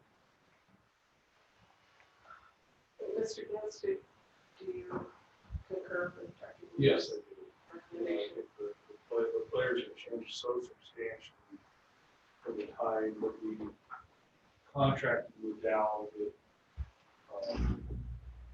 I mean, in truth, that there's really only one person out of this team that I'm familiar with, and that's Colin Boston. I've had a couple of conversations in, I would say, distant past with Rich. So I guess I think it might not be a bad idea to hit the reset button. Madam Chair, I would make a motion that we cancel DOWL Dow owner's rep contract with the Slade project and put the job out to bid. Further discussion?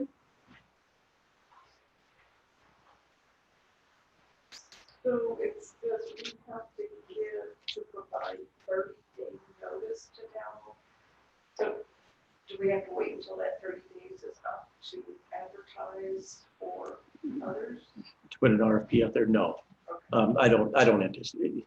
There's not a major issue here. It's just formality. They want Yeah. I think we can move forward, and I know Rich would, if they want to. I think it would be better for the board, if they want to submit a proposal, I think that'd be appropriate, and we'd have an opportunity to talk with the major players in the project design team, and we would have greater confidence going forward for the next couple of years. I think that's what you're looking at. Further discussion? Madam Chair, Yes, Mrs. Baldwin. I did not hear who seconded the motion. I can't. There were several seconds. Who wants to voice up? Trustee Martin was the second. Okay, all those in favor of the motion signify by saying aye. Aye. Opposed? The motion passes. Board action to approve a consultant for the SFD most cost-effective remedy study for the University Lab School. Dr. Yanni, would you introduce that? Yeah, Madam Chair, I'll defer to Mr. Getz.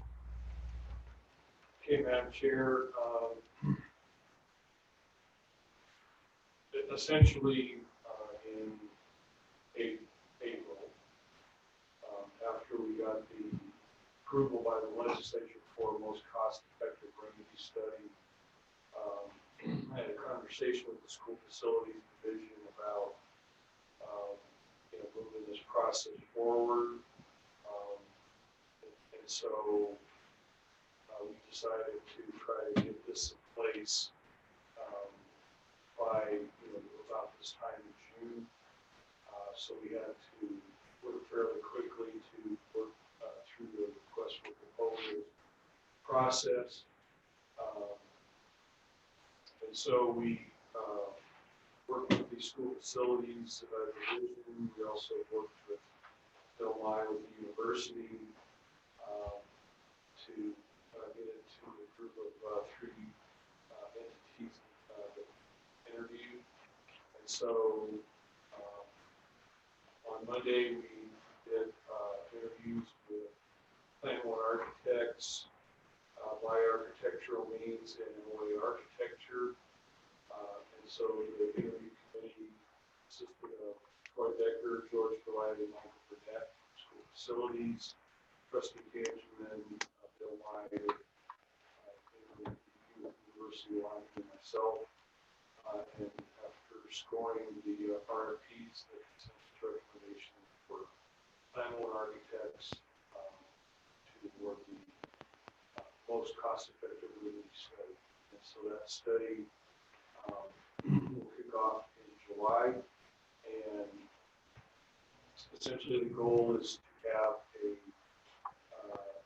draft to the board by probably late August or September. The University of Wyoming trustees and the administration will definitely have a significant role in this as well, since they obviously could have this on campus or near the campus, but it's a tied in with the University College of Education. So we'll have a pretty broad advisory committee involved in it that will work through the process in July and August effectively with Plan One to come up with a list of alternatives. But the end product, the intent is to go to the select committee, the legislative select committee, high school facilities, to give them ultimately final product. It'll be up to the board to and working with the university to make a recommendation within that most cost-effective remedy study. I guess the reason that I wanted to move this ahead is that most cost-effective remedy studies, or the lack thereof, are definitely a barrier to getting projects funded through forward legislation. You don't have that study to make the legislative committee feel comfortable that you don't. And all they're going to do is send you back to the drawing board, and you have to work through this process. And then, really, it's going to slow you down between 6 and 9 months. And sometimes you can miss the budget cycle. Obviously, with the state's financial picture, it's hard to estimate or guesstimate when it might occur. But, I think, even the study that we did for the middle school is still valid, still worthwhile. Probably would need some updating at some point. That might be true for this as well. But it's still, the conclusions, the information, are still going to be valid in a couple of years. It's not going to be a product that you just say, well, this whole you might have to do some updates, you might have to re-examine a few things, but I think the basis of the lab will still be worthwhile. May I have a motion? Madam Chair, motion to approve Plan One architect as a consultant for the UWF for the most cost-effective remedy. Any discussion? Madam Chair, just for the board's information, these were 3-hour-plus long interviews. Each one had to answer the same questions. There were certain metrics for scoring that it was a sort of complicated scoring system. And I knew just about everybody that was making the presentation, so it was a little hard for me to set that bias and just the findings. But it was a good scoring system, and Plan One Architects was the high score. And in addition, we get the pleasure of working with Dr. Kessler. Since he's been hired. But just from a building perspective, this is probably the most interesting project I've seen since I've been on the board. It's not Slade, it's not even the high school. And it's talking about integrating education statewide. It's a very interesting project. The word pedagogy is thrown around a bunch. And so when that happens, then you're like, okay, this is the good stuff. This is the good stuff. So it's a very interesting project. I'm really excited. Thanks for sharing that. Any further discussion? All those in favor of the motion, please say aye. Aye. Opposed? The motion passes. Next item, board action to approve certified salary schedule for school year 2020-21. Dr. Yin? Yeah, Madam Chair, see if I can share my screen here on a couple of different things here. We're talking certified salary schedule at this point. Let me share my screen here. I think Sean, I've got this one taken care of here. And really what I want to be able to do is kind of highlight a couple things. And this looks like a kindergarten drawing because it probably is. The certified salary schedule, when we started this conversation, and again, we have worked through, this is the last salary schedule we've worked through the last 2 or 3 years. And certified salary group has patiently waited, I would guess, for us to tackle this one. But I use these color things to kind of highlight, here's what we're trying to solve. This is the current salary schedule. So the blue circles are these combined years of experience, lines, and steps. And what happened in there is that you have folks who are put in those areas, or put in those steps when we froze salaries. And so every couple of years they have to stay in one place 2 years, and so you have a group of people in there. I'm still trying to figure what that number is, because as we work through some things, the big area there, the red area, what that gap in the salary schedule is that it's, if you have a bachelor's degree and you don't do any education and you don't do any PTSB, you top out at 8 years. Okay. And what we're proposing in this new salary schedule, that we're getting rid of PTSB credits to be able to move across. And as we learned through all this process, we were the only school district, I think, in the state that actually provided movement on the salary schedule for PTSB credits. A lot of those credits were things that we actually provided for teachers to be able to do in service professional development. And so what we have is we have this big gap in here. And then finally we have, through this conversation that's kind of highlighted that in green, we try to reduce the number of rows, just so that our employees can get to that final step in the schedule. So that's what we're trying to fix. And I was kind of, we've been working through this thing, and I understood this. I just wanted to make sure that I hope I'm repeating myself. I hope you know this, but I just wanted to make sure that that I was clear. So what I'm recommending then is that we approve the salary schedule, and we've talked through a couple different things on that salary schedule last week, and I think we presented this in January originally when the committee had some work in there, and we presented the rationale for what we're trying to do. This salary schedule solves all those issues I just outlined. It reduces it to 5 columns and provides, kind of rectifies some experience issues, rectifies several different things. What it doesn't rectify are some of the things the board's heard about is out-of-state experience. It did not contemplate changing any out-of-state experience.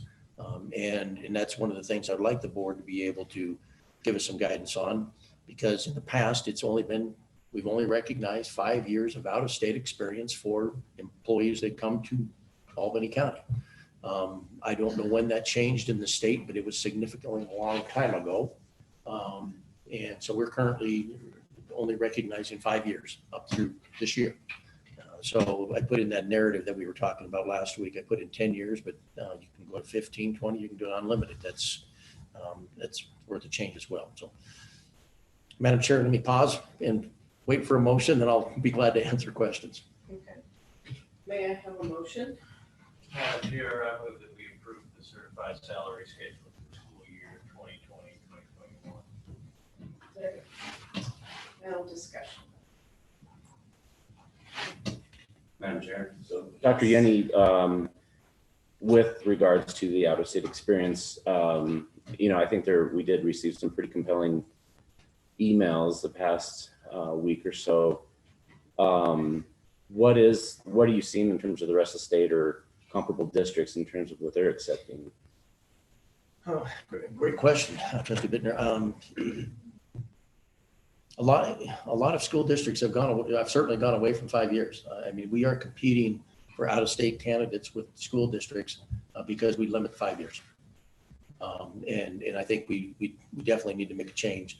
I did get some numbers put together. There's, when I looked at that here, it's my cheat sheet here. We have 53 employees. We have 53 employees with more than 5 years experience, out-of-state experience, currently in our district. Okay, I'll give you a breakdown. Of those 53, 53 total, of those 23 have more than 10 years, and 8 have more than 15 years. Okay. So 53 folks have joined the Albany County School District with more than 5 years experience. And so I think, and really the question becomes, and that becomes one of these problematic things. Do we just start going forward? Do we do a reach back? How do we do a reach back? What does that cost to do a reach back? And those are good questions. I don't know if they're the questions for, certainly that's not the question for, it's not the question for you this evening, because we did not contemplate that with the introduction to this change. In fact, I was emphatically stated, we can't do those changes. And as Mr. Getz and I were talking earlier today, I think we'd be glad to have the conversation, and I think we can probably look forward to that, because those, for the most part, those folks are still with the district. But if we make a change, we can start moving that forward. The challenge we're going to get is not unlike the challenge we had with the unified schedule and classified, is that if we recognize any additional experience, you theoretically, in August, we will hire somebody with 20 years experience, and they'll come in here with 20 years and go on to step 20, and somebody with 10 years who's been here 5 years, you're going to say, well, Lord, help me out. And I think, it's worth a conversation, but again, this was not contemplated when we put this schedule together at this point. So the $800,000 number that Ed and I have been working with were primarily from the changes to the experience columns, those first 2 or 3 columns. And if you will, we have 43, that'd be 48. We have 48 people in those first 3 columns that are frozen. Okay. So 48. So, effectively, we try to make a change. You're talking about 100 people with all these other changes. Does that help? It does, and I'm assuming that obviously time is of the essence in the decision with this, because we have to have this into the July budget. Is that correct? Correct. I mean, and with the board's direction, we have included that in this year's budget. Much like what was classified at this point, but going forward, I think it positions Albany County very well. It still doesn't put our starting base salary for teachers in the upper 50%. It does not. It gets very close. We're in the upper third right now. It moves us further up to closer to 50%.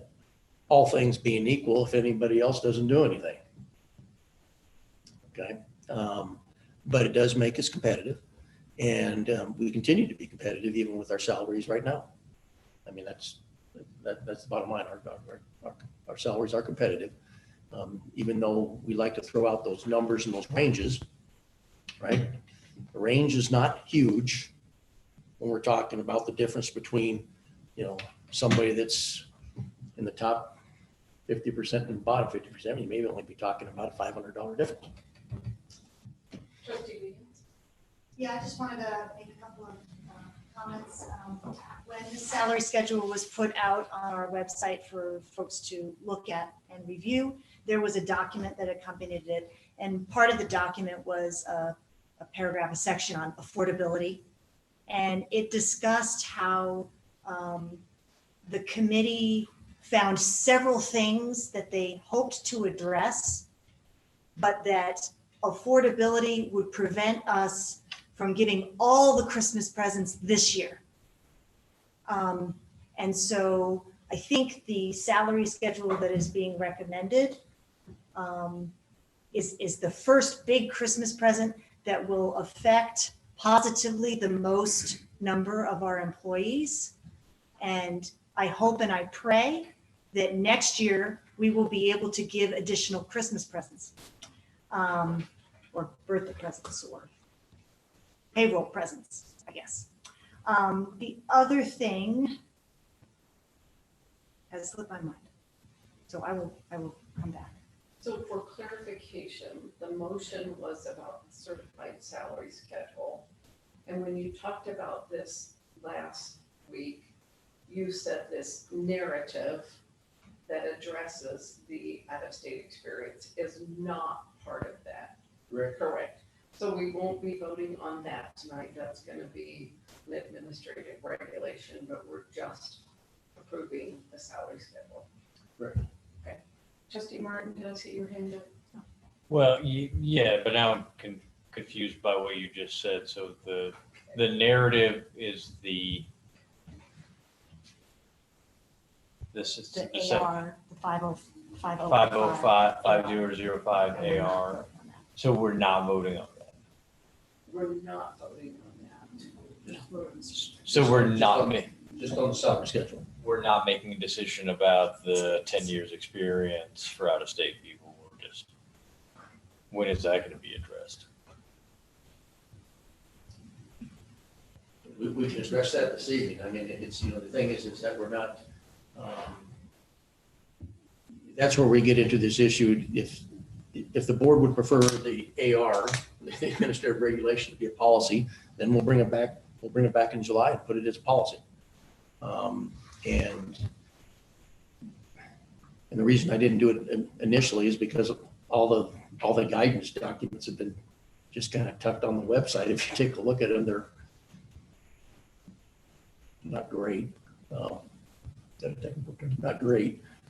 So they're far sight better at this point.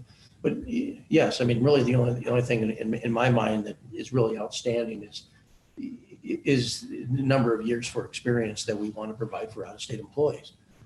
I do think we need to depart from the 5-year parameter, certainly. But if it's the board's pleasure to, go to 10 or 15 or 20 or just experience, then we can do that. I think we need to have some understanding of what that cost is We would. before we could say, yes, we're going to do that. Because as you said, how far back do we go? Yep. Where do we draw that line? It really gets complicated. And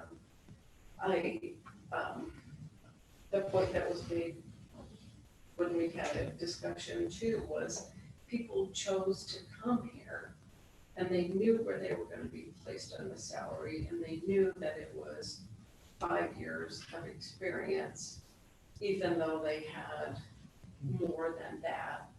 They chose this. That doesn't mean we can't do better, but I think that's something to remember, that we haven't had trouble recruiting people. And I want to I want to recognize that experience, but I think there's a cost associated with it, and we don't have a good understanding of what that is. Madam Chair, if I can, I mean, I think it would be prudent for us, for me to go ahead and put that together for you for next month. And say, you know, this is, here's what the 10-year, and really the 10-year concept came in that we needed to move forward on that. It didn't take too far of a drastic step to create such a disparity between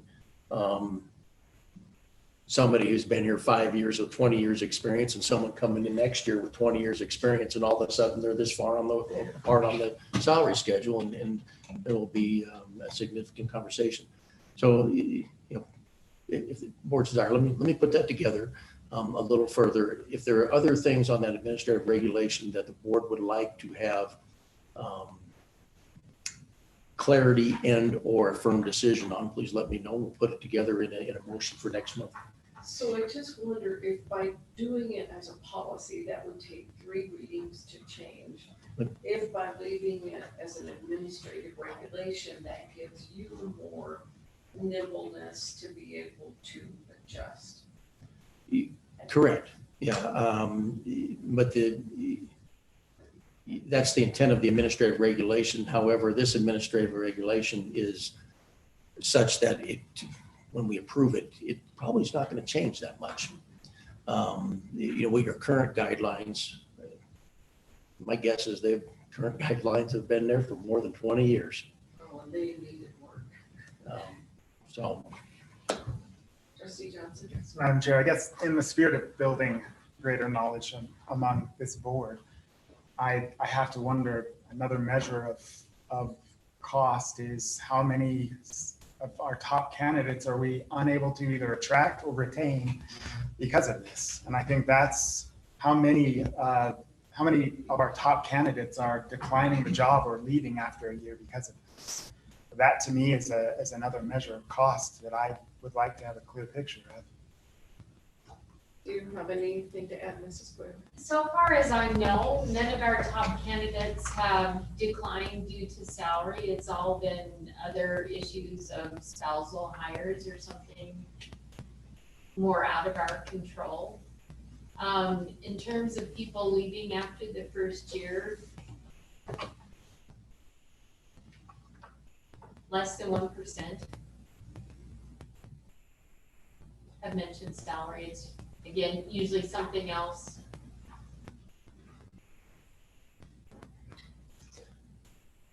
And you had a comment the other day too about, somebody asked a question earlier about what other districts are doing. You had some information about that as well. Yeah, the other HR directors in the state are looking into this also, and at the time, the people who had responded, it was split pretty evenly, that some were staying around 5 and 6 years, and then the rest of the group was pretty much giving all credit for all time, for all experience. Was there anything else back here? I guess I figured out my other comment was just to keep in mind that this is not a commitment for 1 year. This is a commitment for all years going forward, unless we think we want to do something like reduce salaries, which would be horrible. So again, in light of what we may be facing, we can't give all the presents at once. Right, and that's the thing about the new salary schedule too. It's not just a one-time thing. It's an expense now that we will have. That's what I'm speaking to.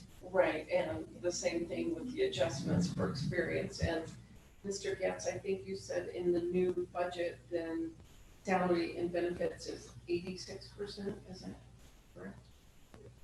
It will be 86.6. Okay.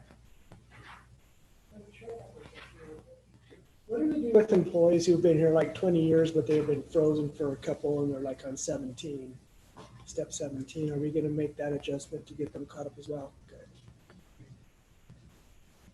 That's the whole point of the salary schedule, right? Yeah, okay. Catch up everybody, make them whole bit first.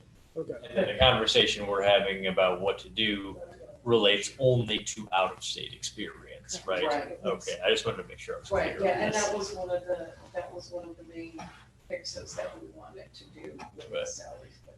And just to make sure I further clarify, we're not voting on that tonight. No. We're deciding only the salary schedule, but it's entirely possible that we will decide that next meeting or discuss it further. Okay. I need the board's clarification on that. We'll put it on the agenda. The board needs Glad you clarification. guys do. Where to go now? So just one more question. On the new salary schedule, if there was a person who was at master's plus 30, but some of those 30 hours were PTSB credits, what would happen to that individual? Yeah, so currently you have a 7-column schedule.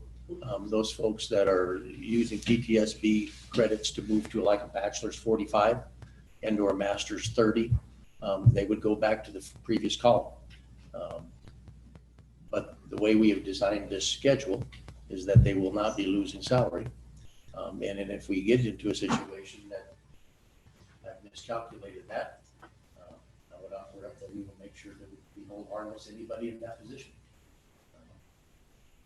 I don't think I can sit here and tell the board, I can guarantee that it will be perfect. I'm sure that there will be somebody that will come outside the scope of that, and I'll let you know.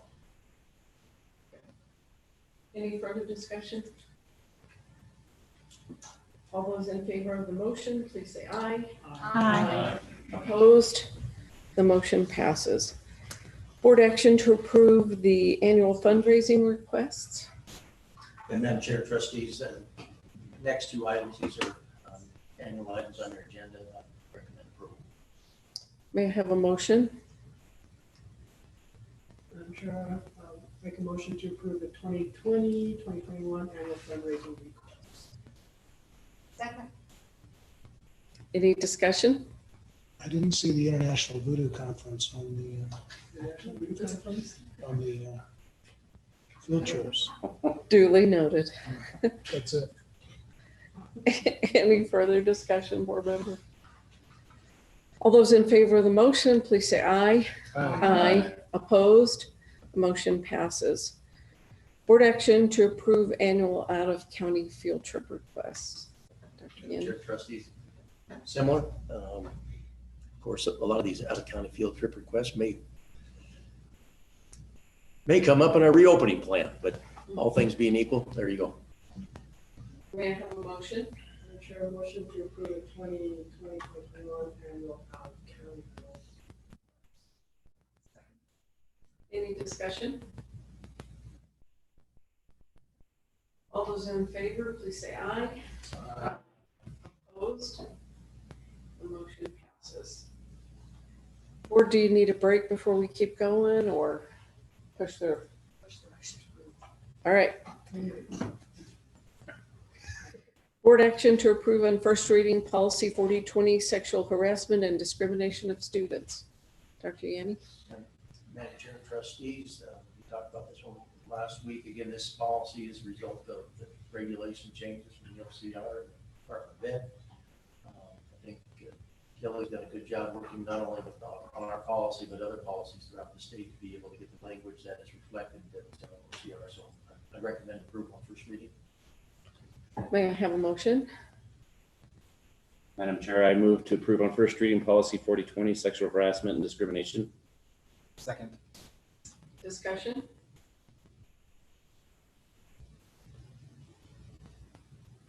All those in favor, please say aye. Aye. Opposed? The motion passes. Board action to approve on first reading policy 5031, personal leave, sick leave. Dr. Yanni? Madam Chair and trustees, this one, again, a policy that came out of actually a lot of work this past year. Came out of meet and confer, but to be direct, and I think I shared that with you. Meet and confer. I mentioned at our last meeting that we're going to table all these policy conversations until the fall. However, I think this policy provides a benefit to our employees that I think is probably worthy of moving forward. We did get, as I would expect, a little bit of concern because people didn't think we're following the process and they want to weigh in on this conversation, and they have some suggestions, and I certainly welcome those. I did put that out to the Meet and Confer Committee. I've already received 8 replies that they're willing to work on this as a committee. So I'd recommend approval. Let's move it through the process. Let's hear the concerns. And I think the end result's going to be a good product for employees. May I have a motion? Madam Chair, I move to approve policy 5031, personnel leave, personal reason. Second. Okay, discussion? Madam Chair, I have a somewhat related question. I'm curious if we've had discussions about differentiating some sort of COVID leave for employees with the mindset that we certainly don't want employees coming to work sick. I know for the state they've implemented that. And I'm just curious if we've had those discussions when we return to school. Yeah, we have. And again, I think that's the reason I think this policy is going to be beneficial for us. It's going to provide a little more latitude. But Timey is with the response team has actually worked through some of those things from federal guidelines on, I forgot what they're calling it, EMLA now? Or, Yes. and so there are other federal guidelines for illness for COVID-19. So this would be in addition to those. And we may have some minor edits and changes next month after the committee meets. But I think you're right, moving this forward will position us to be able to have it effective for the school year rather than waiting, and then it wouldn't be effective for a whole other year. Madam Chair? Yes. I think you kind of answered my question, but you said that, we're moving this forward faster than was agreed upon because there'd be a benefit to the employees. Could you just kind of elaborate on what that benefit is? Yeah, particularly in light of what will happen in the fall in terms of just the number of sick days that potentially could occur. Some of the concern we've always had when, employees are saying, well, we only have 6 sick days and 5 personal days, and they don't want, personal days, we changed the policy on those things. A lot of our employees requested that leave is leave, be able to do that so that they can actually take that leave as needed. I'm anticipating that we may have an increase of leave next year because there's going to be a heightened sensitivity of sniffles. Is it the flu or is it COVID? And I'm certainly not going to be able to medically make those determinations. But I think this provides our employees greater flexibility that they've been requesting, so they don't feel like they have to, in the past, try to save all these days or take sick days that are not personal days. Or I think what people do is take personal days. How does that work? Or they use the sick days for personal days or something like that. And then that's not appropriate either. So, I think it fulfills a request that they have. If there's, I'm hopeful, and I guess I'm, kind of thankful that, a number of people out just came forward. A lot of people we'd like to be able to share this information or thoughts on this thing and help me work through this, which I think is important. I think what we've talked about is if there's something in here that we just can't live with or that folks can't do, I'll just put the brakes on. But we did have a Zoom meeting the other day with several of the people who were on the committee, and they were amenable to going forward with the caveat that we may come back with some minor revisions. I just want to mention that this is not a new document. Sure. This committee has been meeting for 3.5 years to try to rectify these things, and we get started with bereavement and certification. And so this was the next natural document that we were working through, but conversations around these things have been taking place for 3 years, right, Tony? So on line 123, 124, that they're able to accumulate or carry over a maximum of 7 unused leave days each year. If you have employees who have more than 7, do they lose those, or how does that work? That's what it contemplates, but that number's thoroughly negotiable. Okay. And then my other question. Here's a place to start.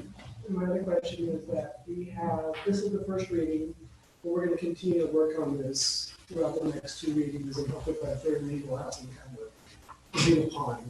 Yes. Anything else? All those in favor of the motion, please say aye. Aye. Opposed? Motion passes. Board action to reject bids for parking lot ceiling bid for SRA Dollar Tree lead parking lot. Dr. Yee? Madam Chair, Mr. Getz. Madam Chair, essentially what happened was that this bid was done in a very hurried up process. Originally, the idea was that Snowy Range Academy was going to work on this, and because of employee turnover, it didn't happen. And so Roger Struby and I tried to kind of pick it up at literally the 11th hour.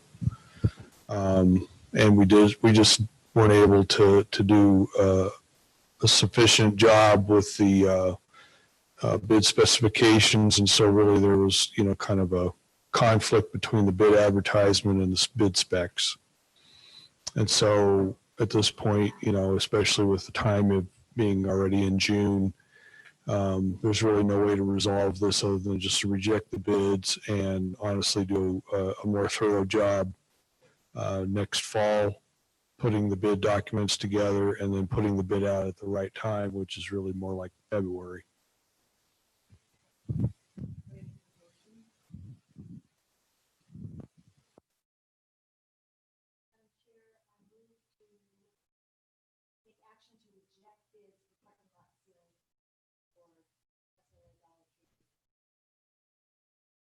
Second. Discussion?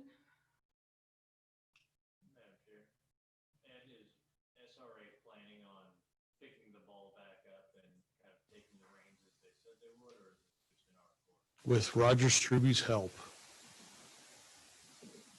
because I think civil engineering expertise and bidding expertise is needed.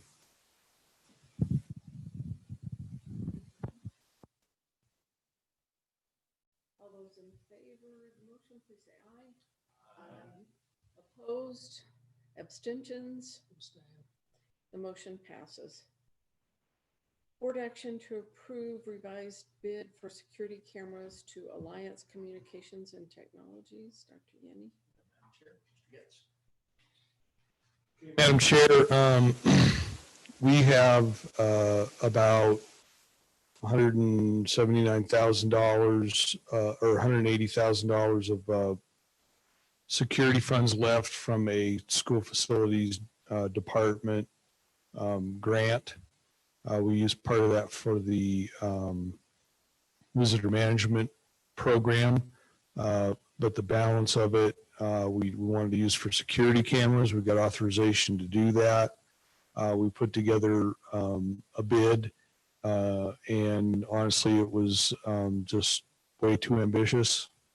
The bids came in significantly over the funding available, but there was only one bid, which was Alliance Communications and Technologies. So Sean Moore, Randy Wilkinson, and I worked on revising the scope so that we could get it back within the budget. And so the result of that is that we will be installing new cameras only in Montessori and SRA, which don't have any. And then 15 exterior cameras at the Laramie Middle School but getting all of our existing cameras onto Digifort software so that we're all on a common platform, and it's much more manageable and less costly to maintain, and really just better to for access and ease of use and management.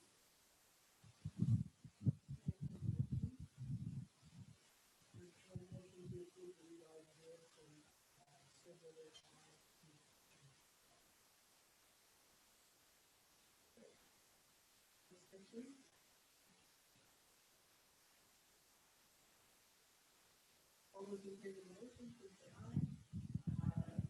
Opposed? Board action to approve the second contract extension with Sodexo. Dr. Yanni? Okay. Madam Chair, this is the second amendment to the contract with Sodexo America LLC to continue their management and operation of our food service programs for next fiscal year. So this is a process that I have to go through with them. I look at the U.S.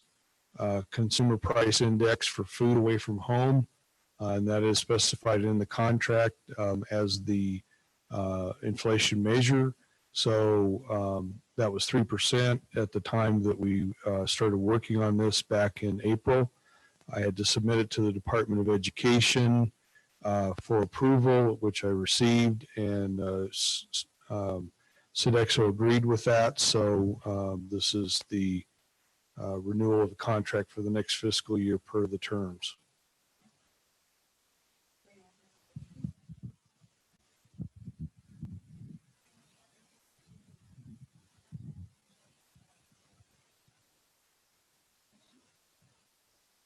Discussion? So with the 3% increase,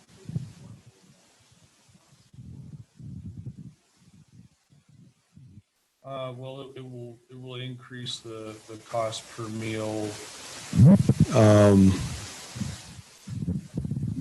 charged by them to $3.40.7 that they will charge us to provide the meals. There's no change, and Sodexo will make efforts to increase participation so that there is no need for an increase in the subsidy.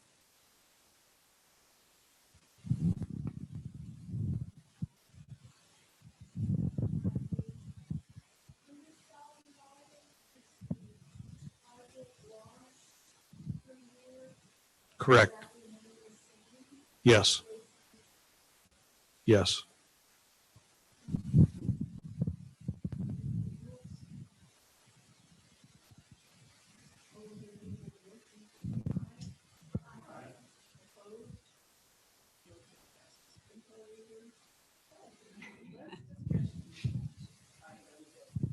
board action to approve recreation mill resolution.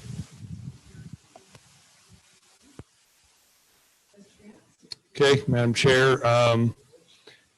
Yeah.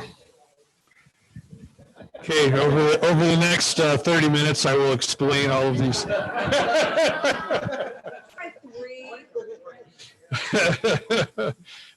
So, Madam Chair, this is our annual, I guess you could say, notice to the community that we will intend to continue the recreation mill levy for next fiscal year. So it would be approved at the July 15th hearing.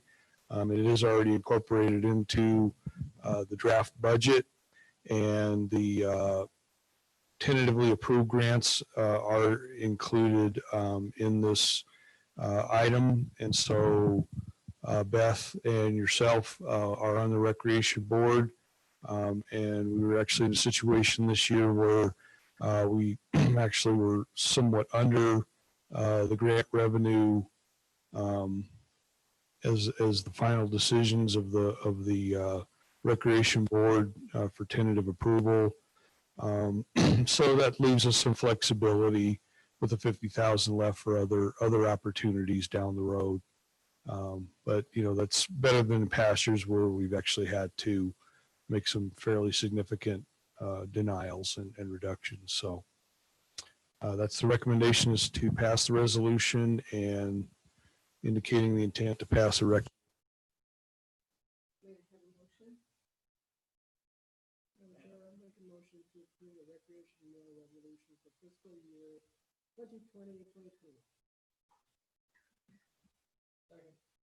Discussion?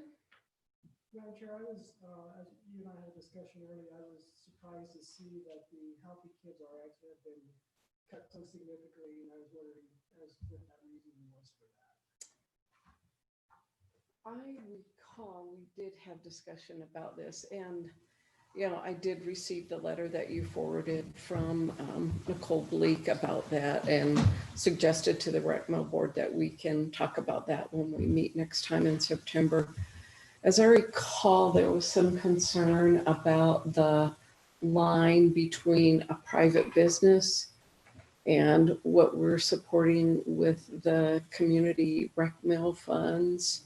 And I don't remember exactly how we came to the $600. Trustee Bear or Mr. Getz? Madam Chair, that was actually the city's recommendation. So it was the city Recreation Advisory Committee's recommendation for the $600. It wasn't the report. So did the city also recommend $3,500 for all their stuff or whatever they did as well? So did the city also make those recommendations for all the money they received? So I find it difficult that, we have a program that is attempting to keep kids healthy and allows kids who may not be able to participate in these types of programs free of charge. They have to pay overhead, but I was just very surprised to see that decrease. And I would hope that the RecMo board I'm glad it's tentative. I'm glad we have money left over, because I'd like to see that program up and running again, because I know it does impact a lot of kids during the winter months and stuff like that who don't have the opportunity to participate in some of these things and can go someplace for free.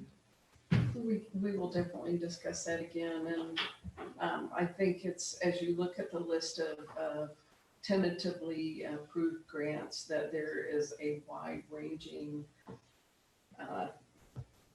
audience that it's going to impact, from archery to softball to soccer to skate park. And it's really wonderful that we can support all these diverse recreational opportunities in our community.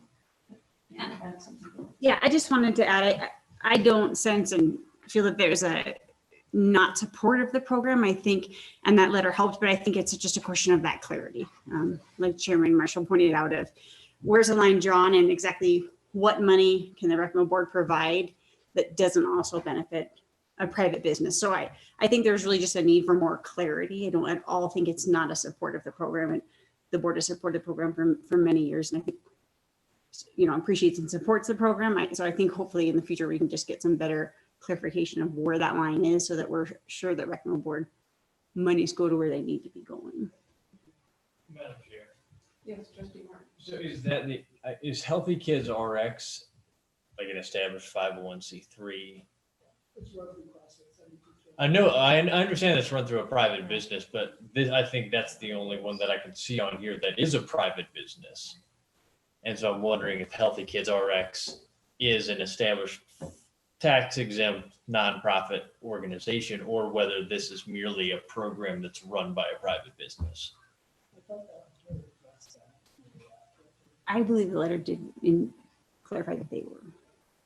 I don't have that answer right now, Trustee Martin. Because I mean, it would make sense to me if they're the only private business getting public money. That would make sense.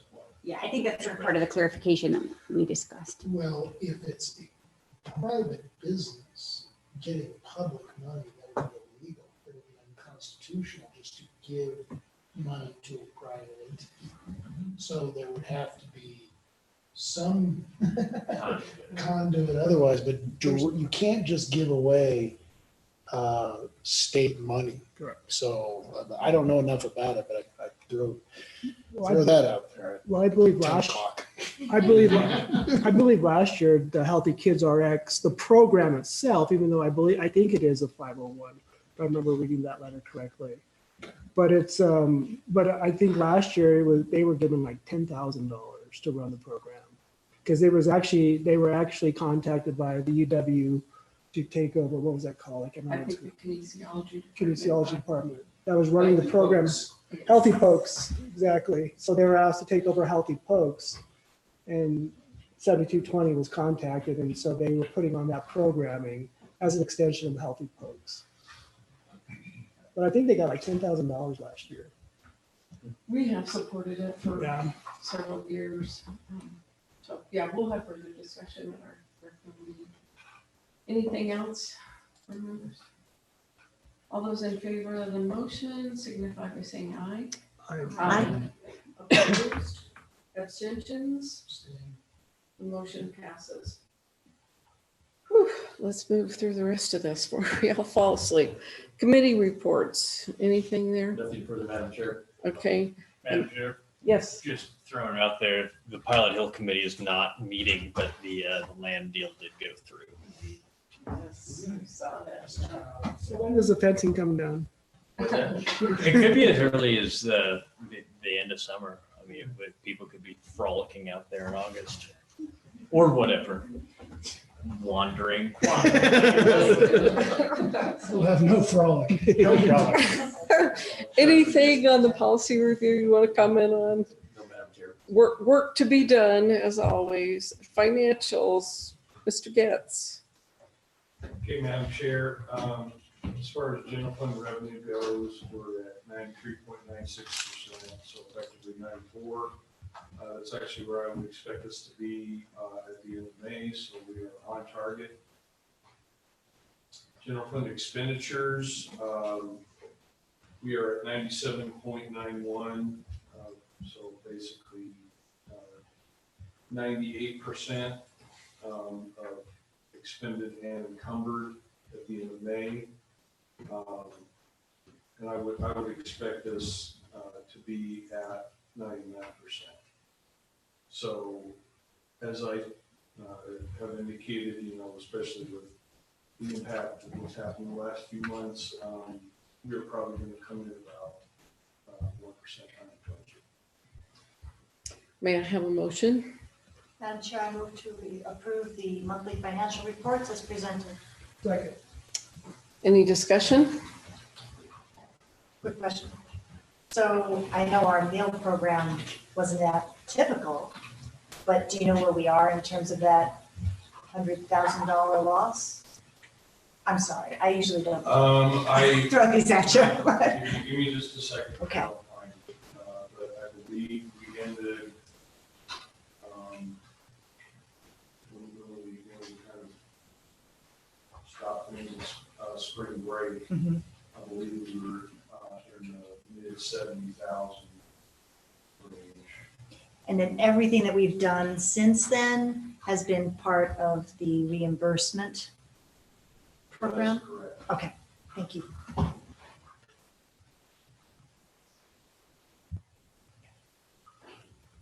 All those in favor of the motion, please say aye. Aye. Opposed?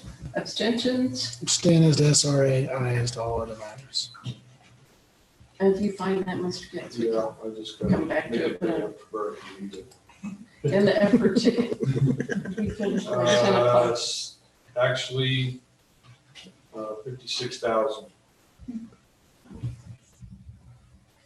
Okay. plus, with this program, the previous report, we've lost about 2,000. I think this one's about 1,500. So we will come under the 100,000. Last item, Mr. James, I can't see you around that. Board action to approve federal and state grants financial report. We'll slide down All right. here. We're in the process of our application period for several of our consolidated federal grants. And for the fiscal year 21, And our fiscal year 19, as you can see, those are pretty much expired or nearly expired, as well as we're progressing on our fiscal year 20 grants. May I have a motion? Second. Any discussion? Madam Chair, do you anticipate any carryover from any of these grants?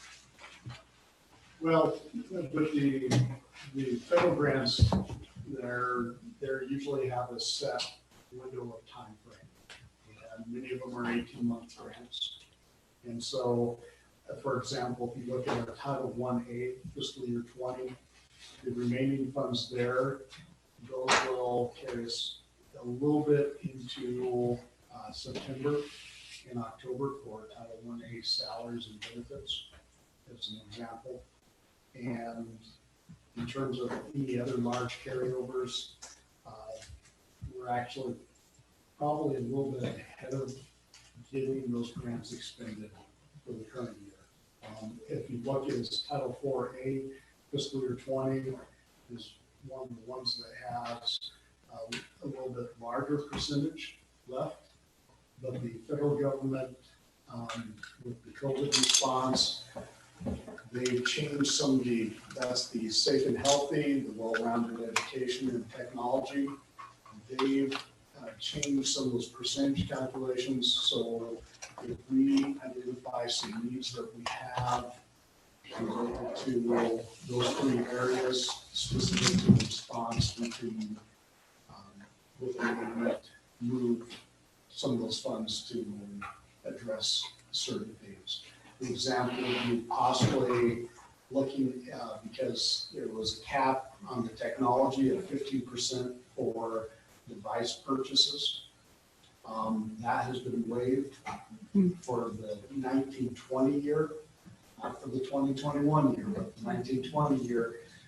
One of the things that we're taking a look at is to utilize that to assist with some of our internet equity access issues for students and address those things. And so I don't know if I answered the question about carryover. The federal grants, they have a window of time, and when we hit the end of that time, what the state encourages us is not to turn money back to the state. I understand. I live in grant world, and we're crossing our fingers and hoping for potential carryover of our federal funds, but thank you. Any further discussion? If you do have overages, distribute it to parents in the district, their confidence for having to deal with their kids. Would you like to make that motion? All those in favor of the motion presented, please say aye. Aye. Opposed? A motion passes and this meeting is adjourned. Good work.